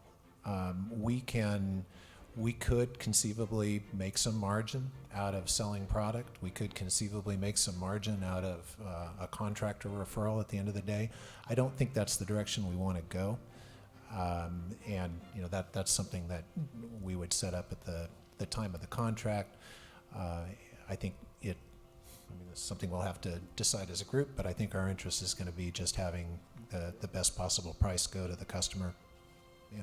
So my follow-up or second question would be related to how you're, are there any metrics in place for the referrals that would be available to customers? For instance, if I was living in Los Altos Hills, am I going to have access to vendors who are providing within our service area and also happen to be SVCE customers, or am I going to have access to vendors who might be in Fremont but willing to do the job for slightly less? And those are really philosophical questions, not one that I expect an answer to, but sort of get to a broader, sort of complicated, why this is sort of a complicated thing for me. And I'll just wrap up my comments by saying, as valuable as I think it is, and I love the numbers and being able to see what's going on, and again, I trust you guys to make the decision. You have a lot more information about it than I do. I see us as sort of in this rocky place where we really might be better off staying with sort of a consumer reports type a resource to our customer, where we give them links to other ratings and what other people have felt when they've adopted certain technologies or how they use them and found them to be effective, et cetera, versus links to actual products that we may then have somebody calling us and saying, you know, that was terrible, it sucked, it burned down half my house, it whatever nonsense that may put us in line for. So again, I want to go back. I completely trust you guys to make these decisions. These are just my initial concerns, hearing about it, going, wow, this is a very complicated relationship we might be setting up with our consumers here. And I want to be very protective of the consumers that we do have and make sure we're putting information at their fingertips that they want and use. I love the fact that it might actually help us reach our goals, but I'm concerned that we're straying from who we really are and becoming a retailer in some way. And I think that's the extent of my comments. Right, Director Elahi, Vice Chair. Yeah, thank you. I think it's really good you guys are moving forward with at least establishing a customer center. I think we are at this stage are just discussing that a website will be set up, and these are the kind of things that the website will provide. As we explore it more, and once the website is in place, and I guess you're almost getting there, then we can look at how the products are sold, if they're going to be sold or if they're going to be recommended. I mean, it's pretty easy that, you know, if somebody clicks on the product that's being sold, they go to the different website and they know they're no longer in our Valley's website, because we're finished with them at that point. We've already given them all the lessons, and when they click on a product, it goes to another website. And what the Silicon Valley, what you guys would do basically is to make sure those products are, you know, decarbon products and greenhouse gas-free products, and, you know, and basically eliminate everything else and just list about 1,000 of those products. Whether we get any revenue or not out of it, I think we need to look at that to see if it's worth it, because revenue and risks have to be weighed. And if the revenues outweigh the risk involved, because if a product is bad, the customer will go to the manufacturer, which is who they bought it from. If the installation services is bad, they'll again go to the contractor, and hopefully the contractors we're retaining have been around for a while and have some kind of credibility and are bonded and have insurance, so you guys have to review all that stuff. But I think this is going to provide a very, very valuable source, because every day you think about, okay, I need to put an electric storage system in my house, what do I do? So you go to Google, you do a search, and there's about 10 people who show up, and then they all want your email address, and then they want to call you about 10 times a day. And I'm still lost what to do about it. So, you know, going to Silicon Valley Clean Energy, have a product, it might get done faster. So that'll be great. Thank you. Vice Chair, and then Director Beltran. Yeah, Don, I think there might be a little tiny bit of confusion, and maybe you could clarify this point. You guys aren't going to have staff all go out and review 14 different electric cooktops so we can list them. What you're doing is you're getting companies that already do this stuff. And what we're going to do is you'll go through our chains, but you're ultimately going to end up with one of these other companies, not a list of toaster ovens on SVCE's website, right? Correct. Yeah. Oh. Yes. So, yeah, they'll come through our website, but the purchase, the products are presented, the data about those products is curated by the third party, the purchase is done through the third party, shipped through the third party. Yeah, so it's really us sort of doing the tee up. And Director Elahi mentioned, we're not going to be selling gas dryers on our website. Or even electric ones. Right. I hope you're not going to sell gas ones. But just in general, the customer experience, we're like the clearinghouse. Yes. You know, you'll kind of go through a little bit of work and you'll say, it is really batteries that I want. And we will end up at, I hate to pick all the words wrong, but you know, Fred's excellent battery storage curator site. And this is somebody's site who's got customer reviews and some more technology primers and links to contractors in our area that are supposed to know how to do this, right? They're not going to get, it's not going to be us that's giving that level of detail. We're going to just get them set up, and then we'll land them on a website that is somebody that's contracted with us that we know is providing good, relevant, current, curated, accurate information. Yes. And if something gets off, we'll be pounding on those vendors to say, hey, your data is not helpful. So when they're calling about about their toaster oven not working in the bathtub, it won't be us. We'll be sending them to the vendors, right? Yeah, thank you. Great. Director Beltran, then Director Bruins. Thank you, Chair. I really appreciate all those comments, and I think this is a fabulous idea. I think it's fantastic. I by no means want to detract from that.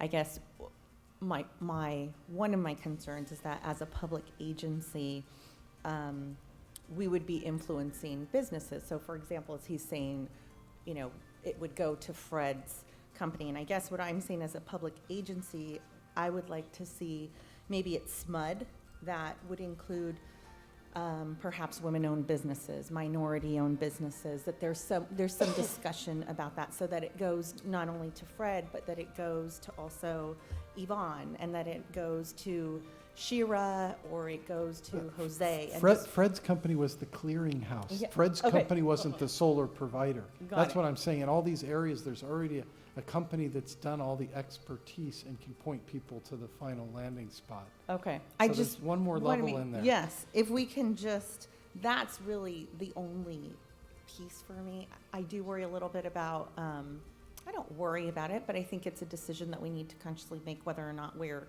obviously getting some kind of rebate from that. But I think we're in a perfect realm to make that. I don't really see anything with that.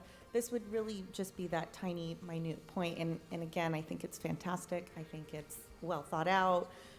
I by no means mean to have any expertise in this. That would be one point that I would just encourage. Thank you. Thank you. Good point. Great. Director Bruins. Okay, a couple of comments here. I think if I were to try and sum up the comments that I'm hearing from my colleagues up here is, I think as board members, our interest is probably I would sum it up as protect SVCE's reputation. Okay, and that's really what I think we're all trying to get to.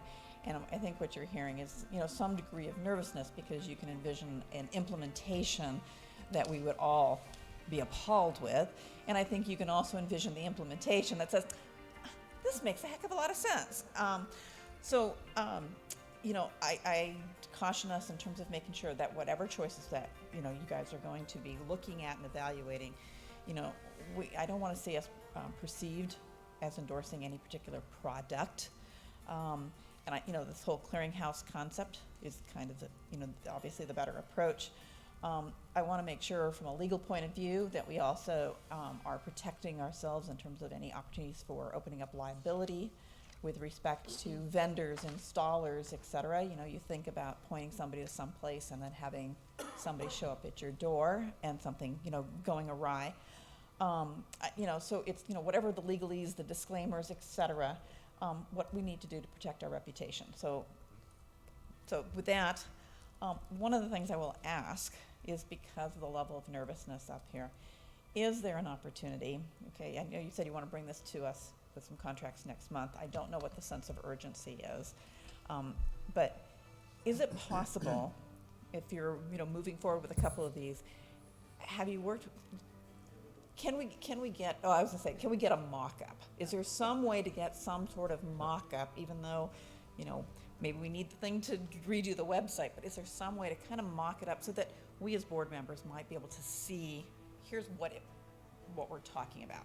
Details are still to be worked out, but giving us some degree of confidence. I'm gonna go and then wait a minute, and the, it sounds like Sia wants to answer that question, but.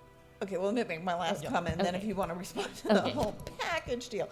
So again, the other thing is, I go back, and maybe sometimes we're dating ourselves here, but I think I'm in good company here. But there was that whole time when if you went and suddenly you were linking someplace, and the next thing you know, that link is broken, or that link has been redirected, and you suddenly end up at a porn site, as an example, okay? So I want to make sure, again, what we have is, again, protecting our reputation. There's a lot of different ways you can, go on this, but trying to figure out what is that, what happens in some of these, worst case type of scenarios. I think this is a great idea. I love this idea. I love, by the way we characterize the market segments, okay? And which one are we in? But I really see a need for this. I think there's a need to do it well, and one that we all can be proud of and not tarnish our names. So if you want to comment on any of that. Oh, wait, one last one. Wait. On a totally different thing. I think we need to look very seriously at whether or not we have an asset that we want to monetize. So I know, Dawn, you mentioned something like, well, do we want a cut of, selling this induction range? I'm not so much interested in that. What is it that we're giving these clearinghouse? What is the advantage of partnering with us? It's our, it's our reach into our client base, right? So is there an opportunity, and should we actually look at whether monetizing our asset? I agree in terms of not wanting to take a cut of something that happened, okay? But yeah, it is monetizing our asset, which is that access to our customers. So I guess I would like to say, I think if we haven't looked at that, I would like to see us looking at whether we have an asset that makes sense for us to monetize, which is the access to our customers. Thank you. Right, I'm going to go to our CEO, and then we'll bring it back. So I'd like to address both Director Bruin's questions, but I think in general, many of the concerns, I'd like to at least comment on it. So before I do that and just talk about our goals at SVCE are extremely ambitious. Extremely ambitious. And you heard from one of the public speakers today, the problem isn't getting better, it's getting worse. It requires bold action. That's on the one hand, and that's why you all created us, is to do something different. Now, we all come from cities. I came from 30 years working for cities, so I have exactly the same kind of concerns about, wait a second, my lawyers have always said, you cannot promote a particular contractor, you can't be in that choosing business. So I think the takeaway I have is, we'll consult with our general counsel to make sure that what we are doing works under our purchasing policies.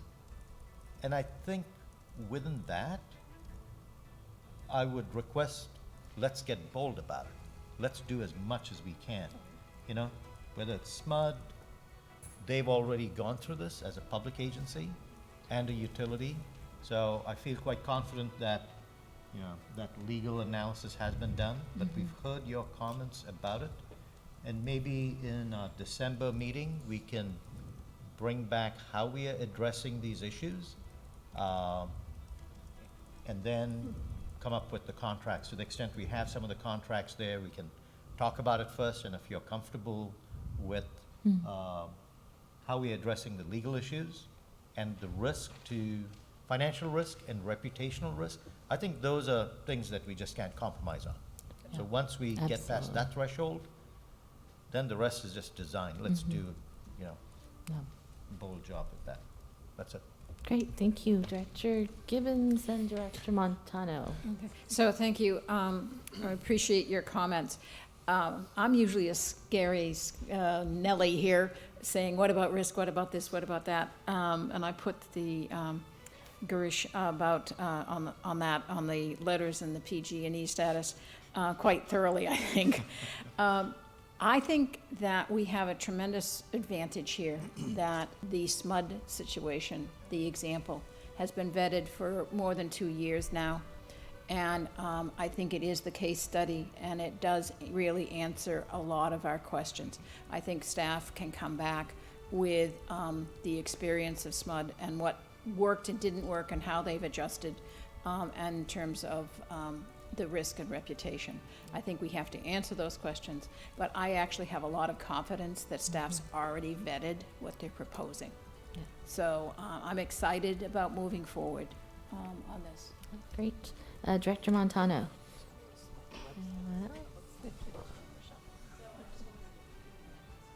Oh.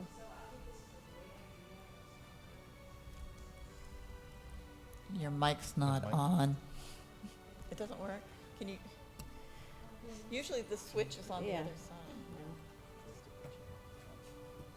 No, I just wanted to say that this is I'm just echoing what my colleagues have mentioned. This is a really good program online. It gives the customers or the consumers an opportunity to make some decisions about what type of products that are energy efficient. So this is a really good product. I just want to echo that. It's great. Great, thank you. Yeah, I too would say this is really exciting. And my question actually, it might be a little bit off, but when I look at the customer chart, so I think I encountered the rather nots in the last couple of days when I was when we were doing our reach codes, and so you mentioned the coalition, the statewide coalition to raise awareness, and I guess right now that's like to me the most relevant because what I discovered in this process was there's just a lot of misinformation and non-information, outdated information out there. And it's not necessarily to convince the 5%, otherwise, what I was looking for was to be able to reinforce the other, the sustainably rooted, busy, suburban, green, on the go, those folks, to just reaffirm to them that they're on the right track. And this is, maybe personally as a board member and as a as a representative, like I want to be able to have that information on hand and then point folks to our website. And, when I get the question about, this is dirty electricity. Well, I'd like to be able to say, well, no, it's not, and here's the data to back it up. So is that part of this resource center as well? Or is that part of the coalition that the building coalition? Like where would I find that kind of information? Yeah, so the statewide campaign is going to be driving customers to a single landing point, because this, again, it is statewide, so they have to come up with something that will give the education about the dangers of natural gas and the need for electrification and why in California we can go there because of our cleaner electricity. So it's a lot of the messages that you've heard from that group that will be present. And that's also then going to be a third-party entity that isn't also just SVCE saying it, because of course that information will also be available on our site. So that's the idea, and so that should hopefully be able to be an additional resource in addition to, we're still going to, even with reframing our site around the Customer Resource Center, still of course have to maintain a lot of the operational aspects and information about our power supply and things like that. Yeah, a big goal of the statewide campaign is to start to create consumer pull around some of these new solutions. And like so many of you have said, right, there's just a lot of misinformation, in particular old information. People's association of electric stoves from way back, or toaster style water heaters or whatnot. I mean, the solutions are just a lot better now. They're more efficient, they cost less, and this is the kind of thing that really needs a lot of statewide awareness, just a lot of publication in general. And so we will hopefully have that as air cover, and then we can pick up on those themes in our own site. Great, thank you. I have one more question. Sure. So will you be providing, allowing our cities to put a link, this link on our city website?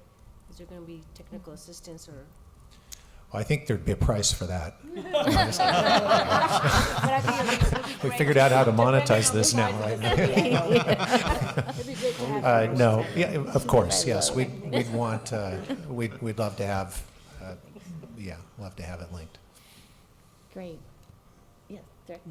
Very briefly, I got my comments in a prior committee meeting, and I appreciate staff incorporating them. This is really important because there's fear of the unknown, and so we have to de-risk it. I appreciate that SMUD has done this formational work. I mean, it gives me a lot more confidence as I had the same concerns.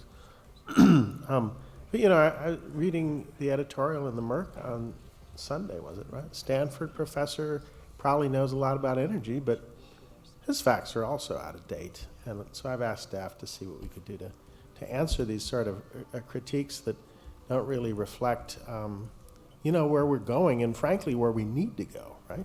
These are 50-year structures we're putting up, and we need to be responsible and give people the new options. And you know, I know at the Air District we've done a lot of the seeding of the market, and we've made a lot of progress in helping companies go from, you know, infancy into real production with products.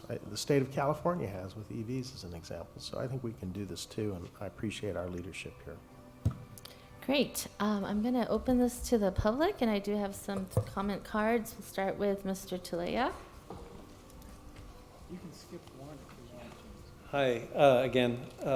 This is number 4. I don't think I've done this many before. So a couple of things. One, from a personal perspective, speaking for myself, and I used to work at PG&E. A former boss of mine started the PG&E Marketplace, which essentially fits this appliances column of. So if you want to see another example, look at marketplace.pge.com, and you'll see exactly as Don described. It may be one of the same vendors that does it for them as bidding. I really don't know, but it's a good example. I just looked at one appliance, and it leads to offers from Home Depot and Sears, and so that's kind of how it works. And you'll see it. It's pretty clear. If you wanted another example, they've had it in place for about 5 or 6 years. And if someone wants to talk to my former boss, I'm happy to make an introduction, because she would have known about all the issues that may have come up. Also, putting on my work hat for the Home Intel program, in the column of energy use and helping people understand their energy basis, well, first I'll back up. I was a member of the Customer Programs Advisory Group that recommended this, and I applaud the effort. I think it's really critical, very needed. I know from my PG&E days that only 5% at most of customers participated in any kind of program, so the lift is heavy. And in my regular work, I talk to customers all the time, residential clients, and they just don't know where to go. So this is going to fill a really big need, and it's going to be very important and helpful to meeting the ambitious goals that we need to meet. So back to my work hat on, Home Intel program is already funded by PG&E through, it's actually PG&E ratepayers. All of us are paying for these programs, public purpose programs. Another example is the BayREN, run by Association of Bay Area Governments. They run the Home Plus program. Similar to the Home Intel program, we have energy coaches, and I'm an energy coach. They have energy advisors to help people understand their energy use. So I'm just hopeful, and I haven't had a chance to talk recently with the team, that this tool will help point people to existing programs that are already funded by them and serve them, like the BayREN program and the program that I do work on. Thanks. Thank you. And Mr. Bruce Nagel. Good evening. Thanks for the opportunity to talk to you about this. There is a similar entity that is in the sustainability plan that Mountain View has put out. It was put out at a time when it wasn't clear which of these, all these things would evolve. So I wanted to make sure that there was a placeholder inside of the Mountain View sustainability plan to address this. And I think what that leads to is it says is that we probably need to think about one, when I wrote the requirement, I wanted to understand how to be able to work with SVCEA, because you guys were talking about funding it. Garish had made a wonderful offer and said, we'd help put the database in place, because it was going to be difficult to do that. So I think it would be good to do that. I also think that there may be other cities who, I think one of the components that hasn't been mentioned or just hinted at is, what are you going to do in each of the individual cities? Can we do something to customize it so each city gets a different view of things? That might be a way to help move it forward. So probably we should talk afterward. Great. And then, oh, Bruce Carney, Mr. Carney.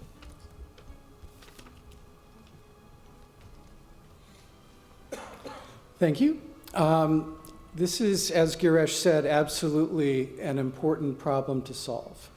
The level of investment that homeowners and businesses are going to need to make in replacing natural gas and gasoline-powered equipment with electrically powered equipment is enormous.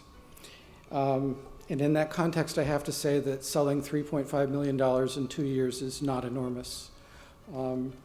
It's about 2 orders of magnitude less than enormous. And the fact that the products that were being sold through this channel had an average price of less than $100 means that it is not an example of the channel that will move heat pump water heaters, heat pump dryers, mini splits, or the other kinds of things that need to be moved. 12 years ago, I worked for Solar City, and I was the director of community programs. And what that meant was that I would go to cities, many of your cities, and look for a local champion who could act as my credible front person and offer a deep discount to residents of those cities if they would buy a lot of Solar City solar systems all at the same time.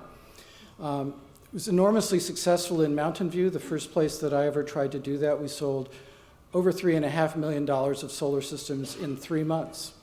But when I went back to Mountain View a year later to try to sell more, the program pretty much sank because I had scooped up all the green Mountain Viewers in the first pass, and there was not many left the second time around. So I had to go to Cupertino and Los Altos Hills and Sunnyvale. But we never ran a successful second pass program. After Solar City invented the solar lease, the CEO, Lyndon Rive, went down to San Jose and got a meeting with Chuck Reed's chief of staff. And I was with him, and he wanted San Jose to endorse Solar City's new solar lease, which at the time was the only opportunity to get a solar system on lease for no money down. And Chuck said, well, I can't do that just for you, but here's what I could do. We could run a program where any solar company that offered a zero down lease would be eligible, and any solar company that didn't do that wouldn't be eligible. So there was a San Jose-based solar company called Beyohana that said, we can offer that too. And within a year, the president of Beyohana was arrested, and he went to jail because he was a complete con artist. Oops, okay, negative learning there. We need to not do that. Any opportunity that involves a contractor is going to have capacity constraints. Solar City at the time really wanted to be the biggest solar company in the United States, and they got there within 12 months of their founding. Most contractors have no growth ambitions. They have stability ambitions. They want to not lay people off, and they're very leery about hiring lots of new people because guess what? There are quality issues with your newest employees that don't exist with your older employees. So any contractor-driven program has to deal with the fact that there will be many different companies involved, and that lead times for those companies that you promote will stretch, which, if they're not disclosed, will make customers unhappy. I could say more, but I'll just add one final thing, which was during the days when California offered a rebate for solar customers, which flowed through the installer typically. Typically, the installer would say, you're going to get a $2,000 rebate. I'll take the rebate. The contractor will take it, and I'll give it to you as a credit up front, so you will not have to worry about the float of this state rebate. Well, the state required data from their installers. So if you wanted to get the rebate, you had to fill out all the paperwork, and part of the paperwork was pricing. So the state database would show you the price for every job in your zip code from every company that served that zip code. So you could learn really interesting things about which vendors were offering good prices and which were not. But they also had a 5 strikes and you're out clause in there, so that if, I can't remember what exactly it was that constituted a strike, but if you got 5 of them, you could not get any more rebates anymore forever. And of course, as Solar City grew, we were much more exposed to the 5 strikes than some small solar companies. So we actually got the state to change the rules, so it was based on a percentage of sales, not just on 5 strikes. all this is really complicated, and to speak to the concerns about the risks and about cities don't do this, government agencies don't do this, I understand that. And I don't know exactly how to break through that barrier, because what has to happen here is essentially selling. And selling is not something that most elected officials do outside of election season, when they sell themselves. When somebody asks me, hey, Bruce, I'm thinking of solar, who should I call? I give them 2 company names. I've not had my solar installed by either of those companies, but wandering around through the valley and through life, I've come to believe that these 2 companies are highly credible, good folks, and I haven't heard back that they're not. I have some concerns about Yelp. I believe that in some cases, Yelp is exploited by people who want to be paid off by, let's say, a chiropractor who they give a bad review to, even if they were never a patient of that chiropractor. And I have heard instances where Yelp has reason to believe that reviews are fake, but doesn't work on getting them off. So they, unless the chiropractor pays them to do so. So there's concerns about all of that. But ultimately, it has to come down to something that's very, very easy and leads to action. The Educate, Inspire Act, or Inspire, Educate Act, is a very important ladder. And if you give people too many choices rather than just 2 or 3, they won't get to the act step. So I think this is critical. It doesn't feel like it's quite ready to be something that will both inspire customers to work and inspire you with the confidence that you're not going to get sued or a black eye. But I hope that in the next month or 2, the solution to the puzzle will be revealed. Great, thank you. All right, any other members wishing to speak from the public? If not, I will close public comment. This was a discussion, so no action. Any last comments? Nope. If not, we will move to item 7, Executive Committee report.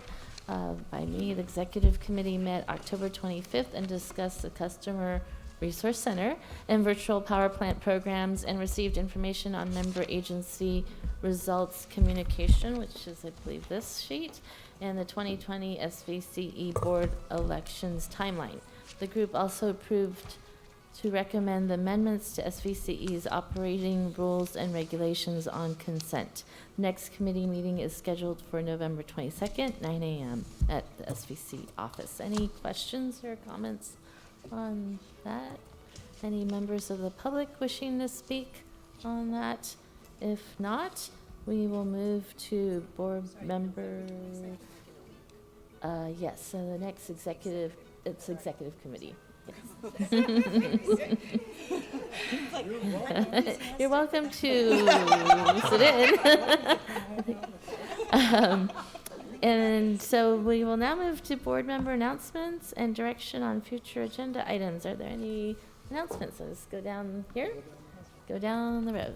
Thank you. I don't want to repeat in depth, but I do want to say I thought it would be appropriate to give a report since I did attend the CCEA meeting. For me, it was, I'm a new board member. I very much enjoyed it.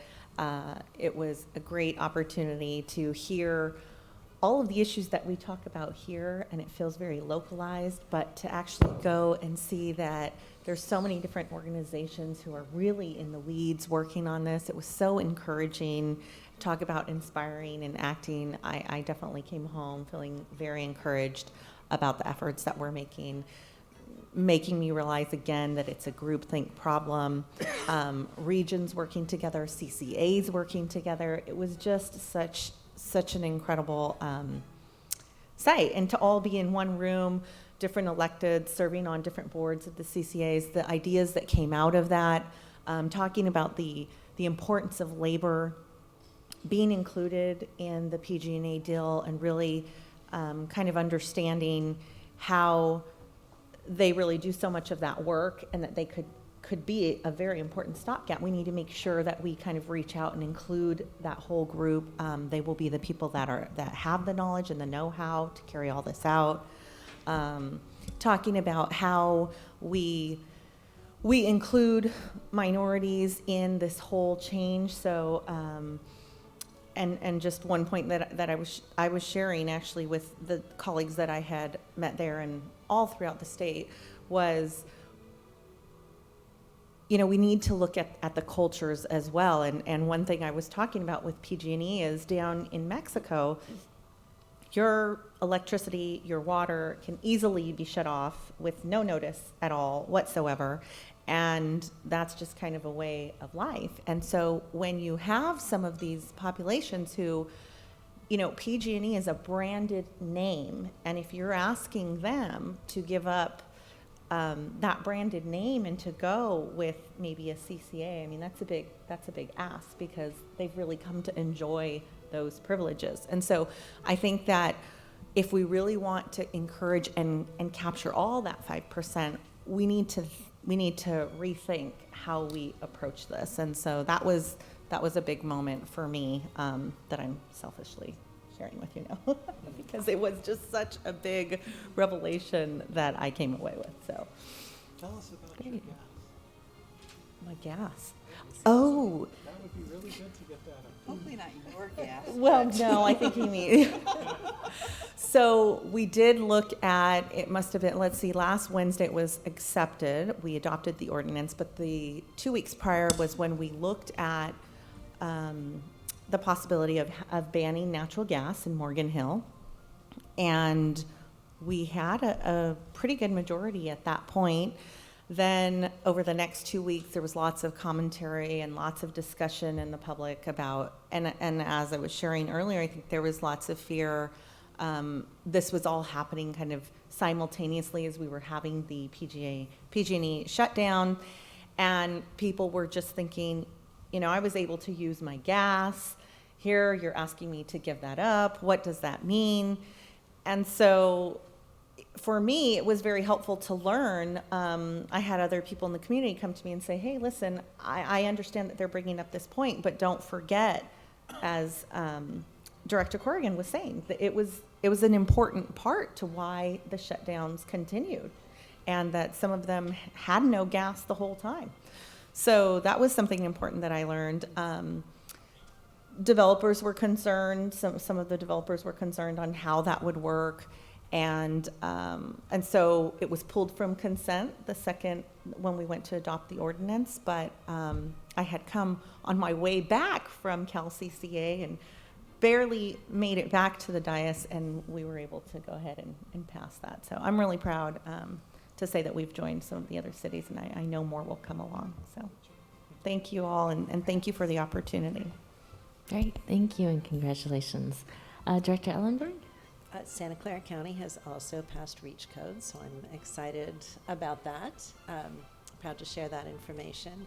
And I want to really thank you, because in your comments tonight, Yvonne, you raised both equity and cultural responsive issues. And I think that those lenses are critically important, and without them, we are risking losing the attention of big chunks of the population, whether it's folks who just say, you know, electric vehicles are for people who are rich, and I can't afford to redo things in my house.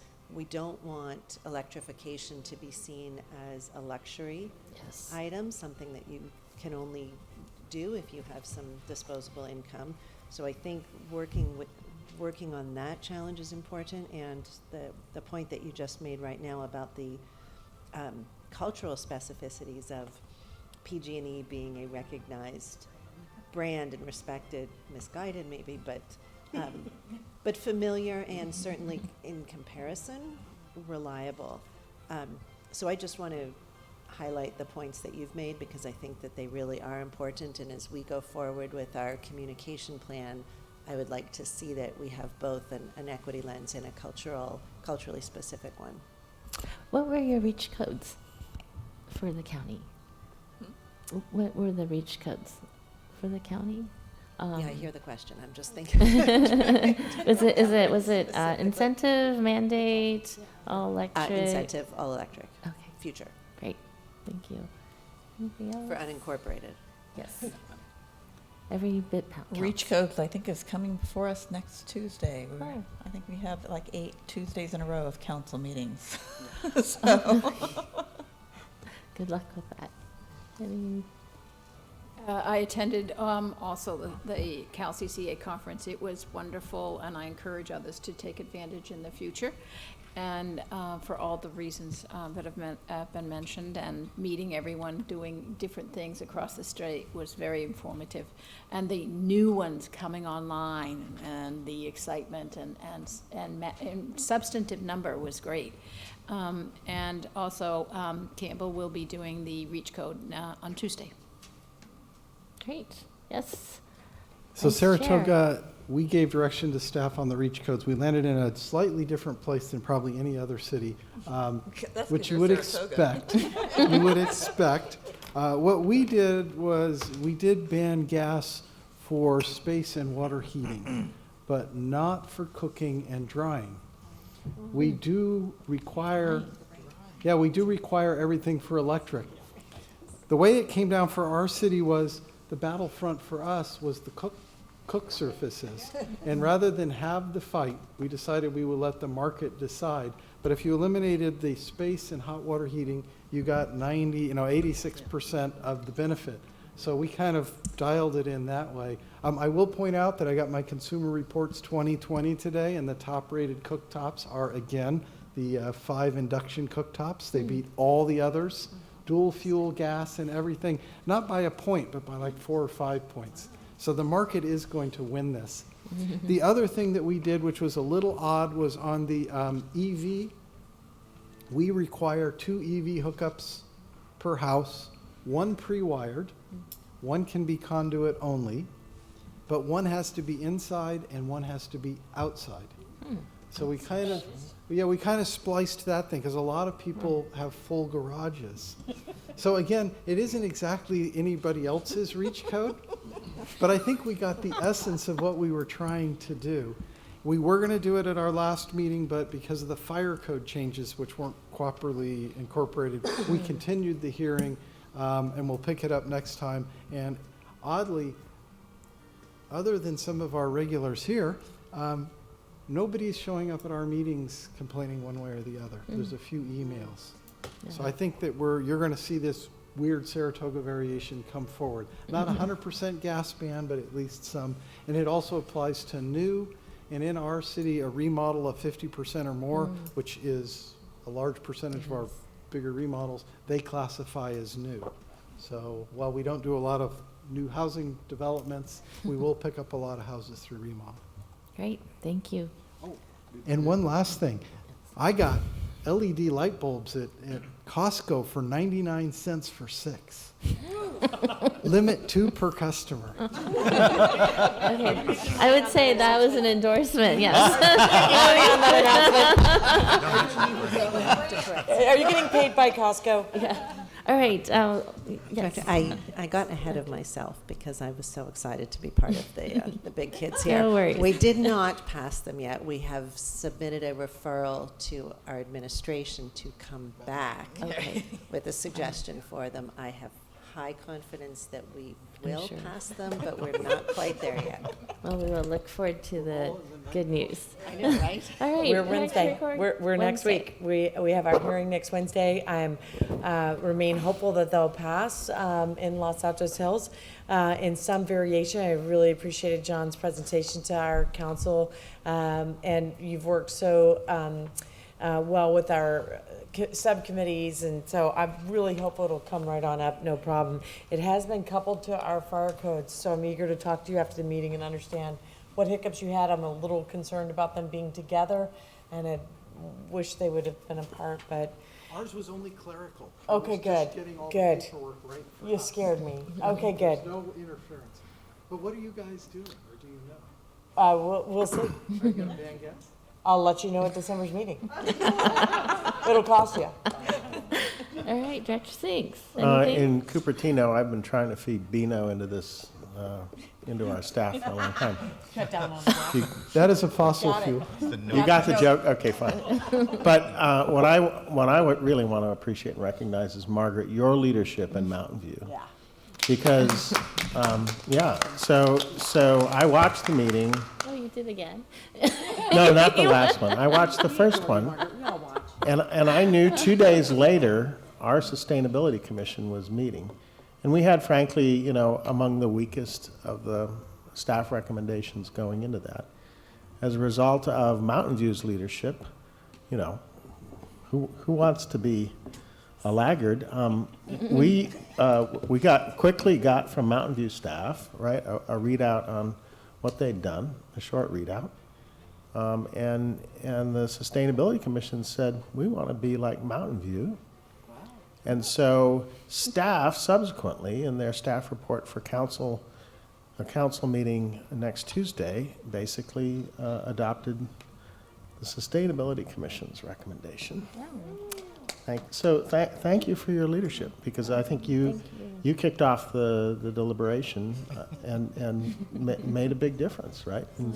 In changing things. So I just want to recognize that, because I think we need leaders and we need followers. And, you know, on something like climate, the truth is, if all you do is lead, it doesn't make that much difference. This is a global commons problem, right? We need other areas of the state and the world to follow leadership. And it doesn't necessarily come from here, but in this case, it's come from, yes, Berkeley and Mountain View. So I just want to recognize that. We were supposed to go at the first meeting in November. That was supposed to be our first reading. Now we've downgraded to just a study session, so God help me, I don't know when we're going to finish this, but you know, at least the staff recommendation got upgraded, and I'm looking forward to the discussion on Tuesday. Well, thank you for being on top of the issue and pushing it along. Appreciate that. Director, could I just make a request of staff? I think many of in our cities, yes, we don't have the latest information about what each city has done. Yes. I would really appreciate a current website that's updated after every council action. So when I walk in on Tuesday, I know what all the other cities have done. We'll have that up tomorrow. And I just ask you to keep refreshing it until we get to, I don't know, Montserrat. No, never mind. No, we have whoever's going to be the, no problem. right? You know what I'm saying, right? I think there's a lot of value in yes, to sharing, and yeah. Great. Director Smith, any announcements? Yes, I do, as a matter of fact. I'll start out, I suppose, yeah, I'll just go chronologically. So since our last meeting, as many of you are aware, there was a League of California Cities event, and I was very delighted to hang out with Beth Vaughn a little bit at the Women's Caucus event. And SVCEA was one of the sponsors, and this is the second year in a row. And as I did last year, I encouraged SVCEA to get a booth in the expo hall, because as you all know, that's where a lot of people wander around and get relaxed and informed at the same time. Ice cream bars. In a venue where there's some alcohol and, you know, food and time to talk and reach out to vendors. So she was saying that they are expanding so fast that they just haven't had the bandwidth to get it together to have a booth at the expo, but they're looking forward to doing that next year. And I'm hoping they'll also continue their sponsorship. So it was fabulous to hang out with her, and we didn't get the photo booth photo together this time, but I'm sure we'll fix that next year. Then the second thing that I wanted to tell you was that Sunnyvale, our Sustainability Commission, hosted an event called, on Saturday, called what was it called? Electric Cars Demystified. And that was put on by Evucation. I think I'm saying that right. And they had a opportunity for people to show off their electric vehicles, and there were rides given to people who wanted to look at them. And I have left the hydrogen fold and gone with the Prius Prime. So I now, yes. So I even showed my car, even though I didn't park it in the main area because I hadn't actually charged it at that time. But it turns out there was a ChargePoint guy who gave me the ChargePoint card. And so I was able to charge my car later that day at City Hall.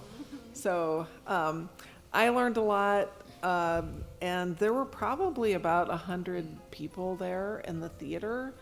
And one of the things that I noticed was that people were very, very interested in the cost effectiveness of cars. They did talk about equity and that there is a very rich and widely available used market for electric cars. And so you could get like a Nissan Leaf for about $4,000. And so there are some equity. I appreciated that they covered that as well, and there were people in the audience who appreciated that too. So not everybody needs to get Teslas. You hear about Teslas, but there are many cost-effective options. So I learned a lot. That's great. I encourage you to invite them to your cities to educate people because it was really well attended and everybody appreciated it, it seemed like. And then lastly, Sunnyvale did have a study session on REACH codes where John Stupp attended and actually made a few comments, but he didn't make the main presentation. I think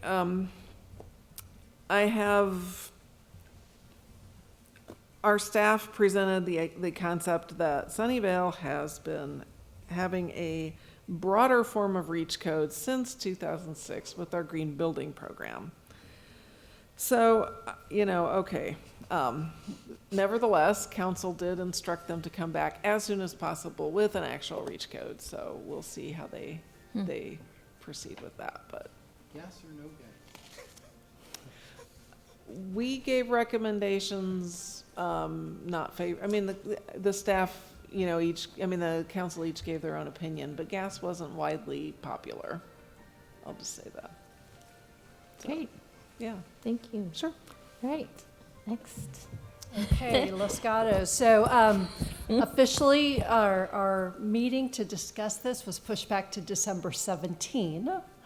But we did something risky in that at our last council meeting, that our building codes for 2020, including our fire codes, were on the agenda. And since we were having difficulty in getting REACH codes even on the agenda, we basically said we weren't discussing anything until REACH codes comes. Wow. So we're pushing it back to the 17th. I know, my manager gave me that same look. So it's risky, but at least we're hoping that pushes the urgency on staff. Individually, we've been weighing in on what we'd like the versions to see. I think our town manager will be reaching out just basically to see what each city has done up to date, so that when we have our discussion on the 17th, hopefully we'll have quick agreement, and we could do first and second reading soon after that. So, All right. wish me luck. Good luck. Fantastic. All right. Go. #resist. Right. So Yes, that's an Director. interesting Okay. date, December 17th, because that's when the offer that the city of Montecito made to the mayor of Los Gatos to become our city manager starts. So I'm wondering if there's any connection, but probably not. Montecito, a tough time. We had about 16 letters opposing whatever we were trying to do. Our mayor, who really believes in the climate not changing, basically read each one of those letters on the record, took the time to do it. So there was the letter from the city of Montecito, Mountain View adoption helped. I put that on the agenda, and Morgan Hill's letter was also on the agenda. She didn't read those, but anyway, it was there. Fortunately, we have the staff recommendation came in with a couple of options on what we could adopt it. No gas was not one of the options because the city was really upset about that. Montecito has a lot of gas, so they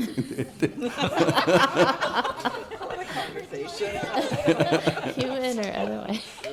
So what we are looking at adopting, and at least two council members adopted all the electric versions of the REACH code plus the storage unit also. Oh, good. And one isn't sure about the storage yet, so we'll find out. It should be on next Tuesday's agenda. hopefully we'll have some reach codes. You know, they may be That's really great. light reach codes, but they'll be there. Thank you. Thank you. Good job. Any announcements from you, Director Mont? Oh, that's right. Let's move over to the mic that works. So, in our city, it was a mixed, it was hodgepodge. We decided not to do our reach codes at this moment, and the reason why is the cost. We're very conscientious about the cost to a lot of the businesses and the consumers. That was the driving decision, not to do the reach codes. However, we still are going to use gasoline and gas and electricity, so it's a mixed use. So. But we want it to be a gradual, not just do it all of a sudden. And we did get some letters from the unions, from the electrical unions. They're really pushing for that. So. For reach codes. Yes. For it. Yes. They So want it. IBEW, through our CEO, sent a letter in support of us moving forward with our reach codes. Yes, and PG&E. Yes, we have quite a bit of support there. Yeah, I just want to make one more comment. The alternate director from Montesino, Liz Lawler, was also very supportive of this thing, so continue to reach out to her on that. Yes, I do want to thank all of you for your leadership on this issue. I mentioned it at my meeting that a year ago when our SVCE staff brought this up, I didn't think we were going to get anywhere, to be honest. You know, Sunnyvale said they'd do it, so I was like, okay, let's do it with them. But my staff, I want to thank staff here for all of your support. I think because of the work that was done here, it made it much easier for our city staff to move on it. And I want to thank my staff in Mountain View. We have a wonderful building official who said, if council wants this done, we're going to get it done. And so we were able to have our second reading last night and pass it. And I have to say, I should have expected some pushback, but the first reading went pretty smoothly. And then the local paper wrote about it, I guess last weekend. I didn't see the article, but suddenly I started getting these emails, and we talk about diversity and women, and I used my daughters as part of my reason for moving this forward, because my girls, they seriously fear that the world is going to end in their lifetime. And one of the, I guess, I try not to get too upset, but when, a gentleman writes to me and says, don't be such an emotional decision maker, and you should be a good mother and tell your children that the sky is not falling, I'd had to respond to that. And, I just said, our young people get it. I mean, they get it. And today, even with the second graders, it's just amazing that these young people get this and really take this seriously. And so it's about time that the adults get it too. So I'm very excited. I think this is a huge accomplishment. Regardless of where we are, we're moving forward. And I think that's really key. And so thank you to staff here. Thank you to all of you. Quite an accomplishment, so something to be proud of. And I know we went way over time and we still have a closed session, but I think there's just, it's an exciting time. So. Remind everybody, if they don't make January 1st, they can still adopt. Yes, that is true. So January 1st is the building code, the 3-year cycle, but if it doesn't happen by then, it's not that it can't happen, it just makes it a little bit more challenging, but I'm sure, we can get assistance to make it happen.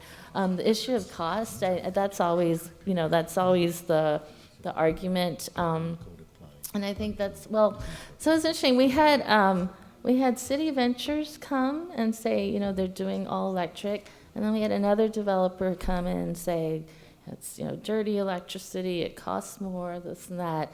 But I actually went back to another member of that development community or developer, and they actually told me that they did a cost benefit analysis and it came out neutral for most. I think there's one type of home that it might be a little bit more expensive, but I think it's going to be market driven too. So We have some work to do, though. We received a letter from and I don't mean to out them, but I will, that the leadership group wrote in asking us to do a cost-benefit analysis on the EV charging station requirements, and I was a little surprised to get that from them, but I think there's still lots of conversation that we can have.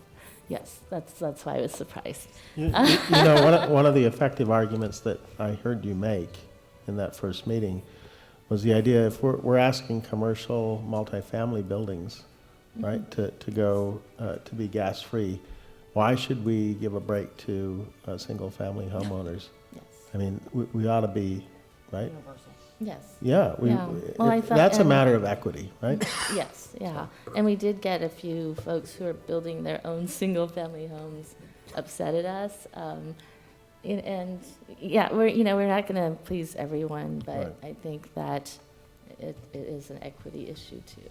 So, yes. Just one comment on EV chargers. A lot of Uber drivers and Lyft drivers are going to EVs because it's cheaper for them to run those, and there are programs that are available for them that it makes it worth it.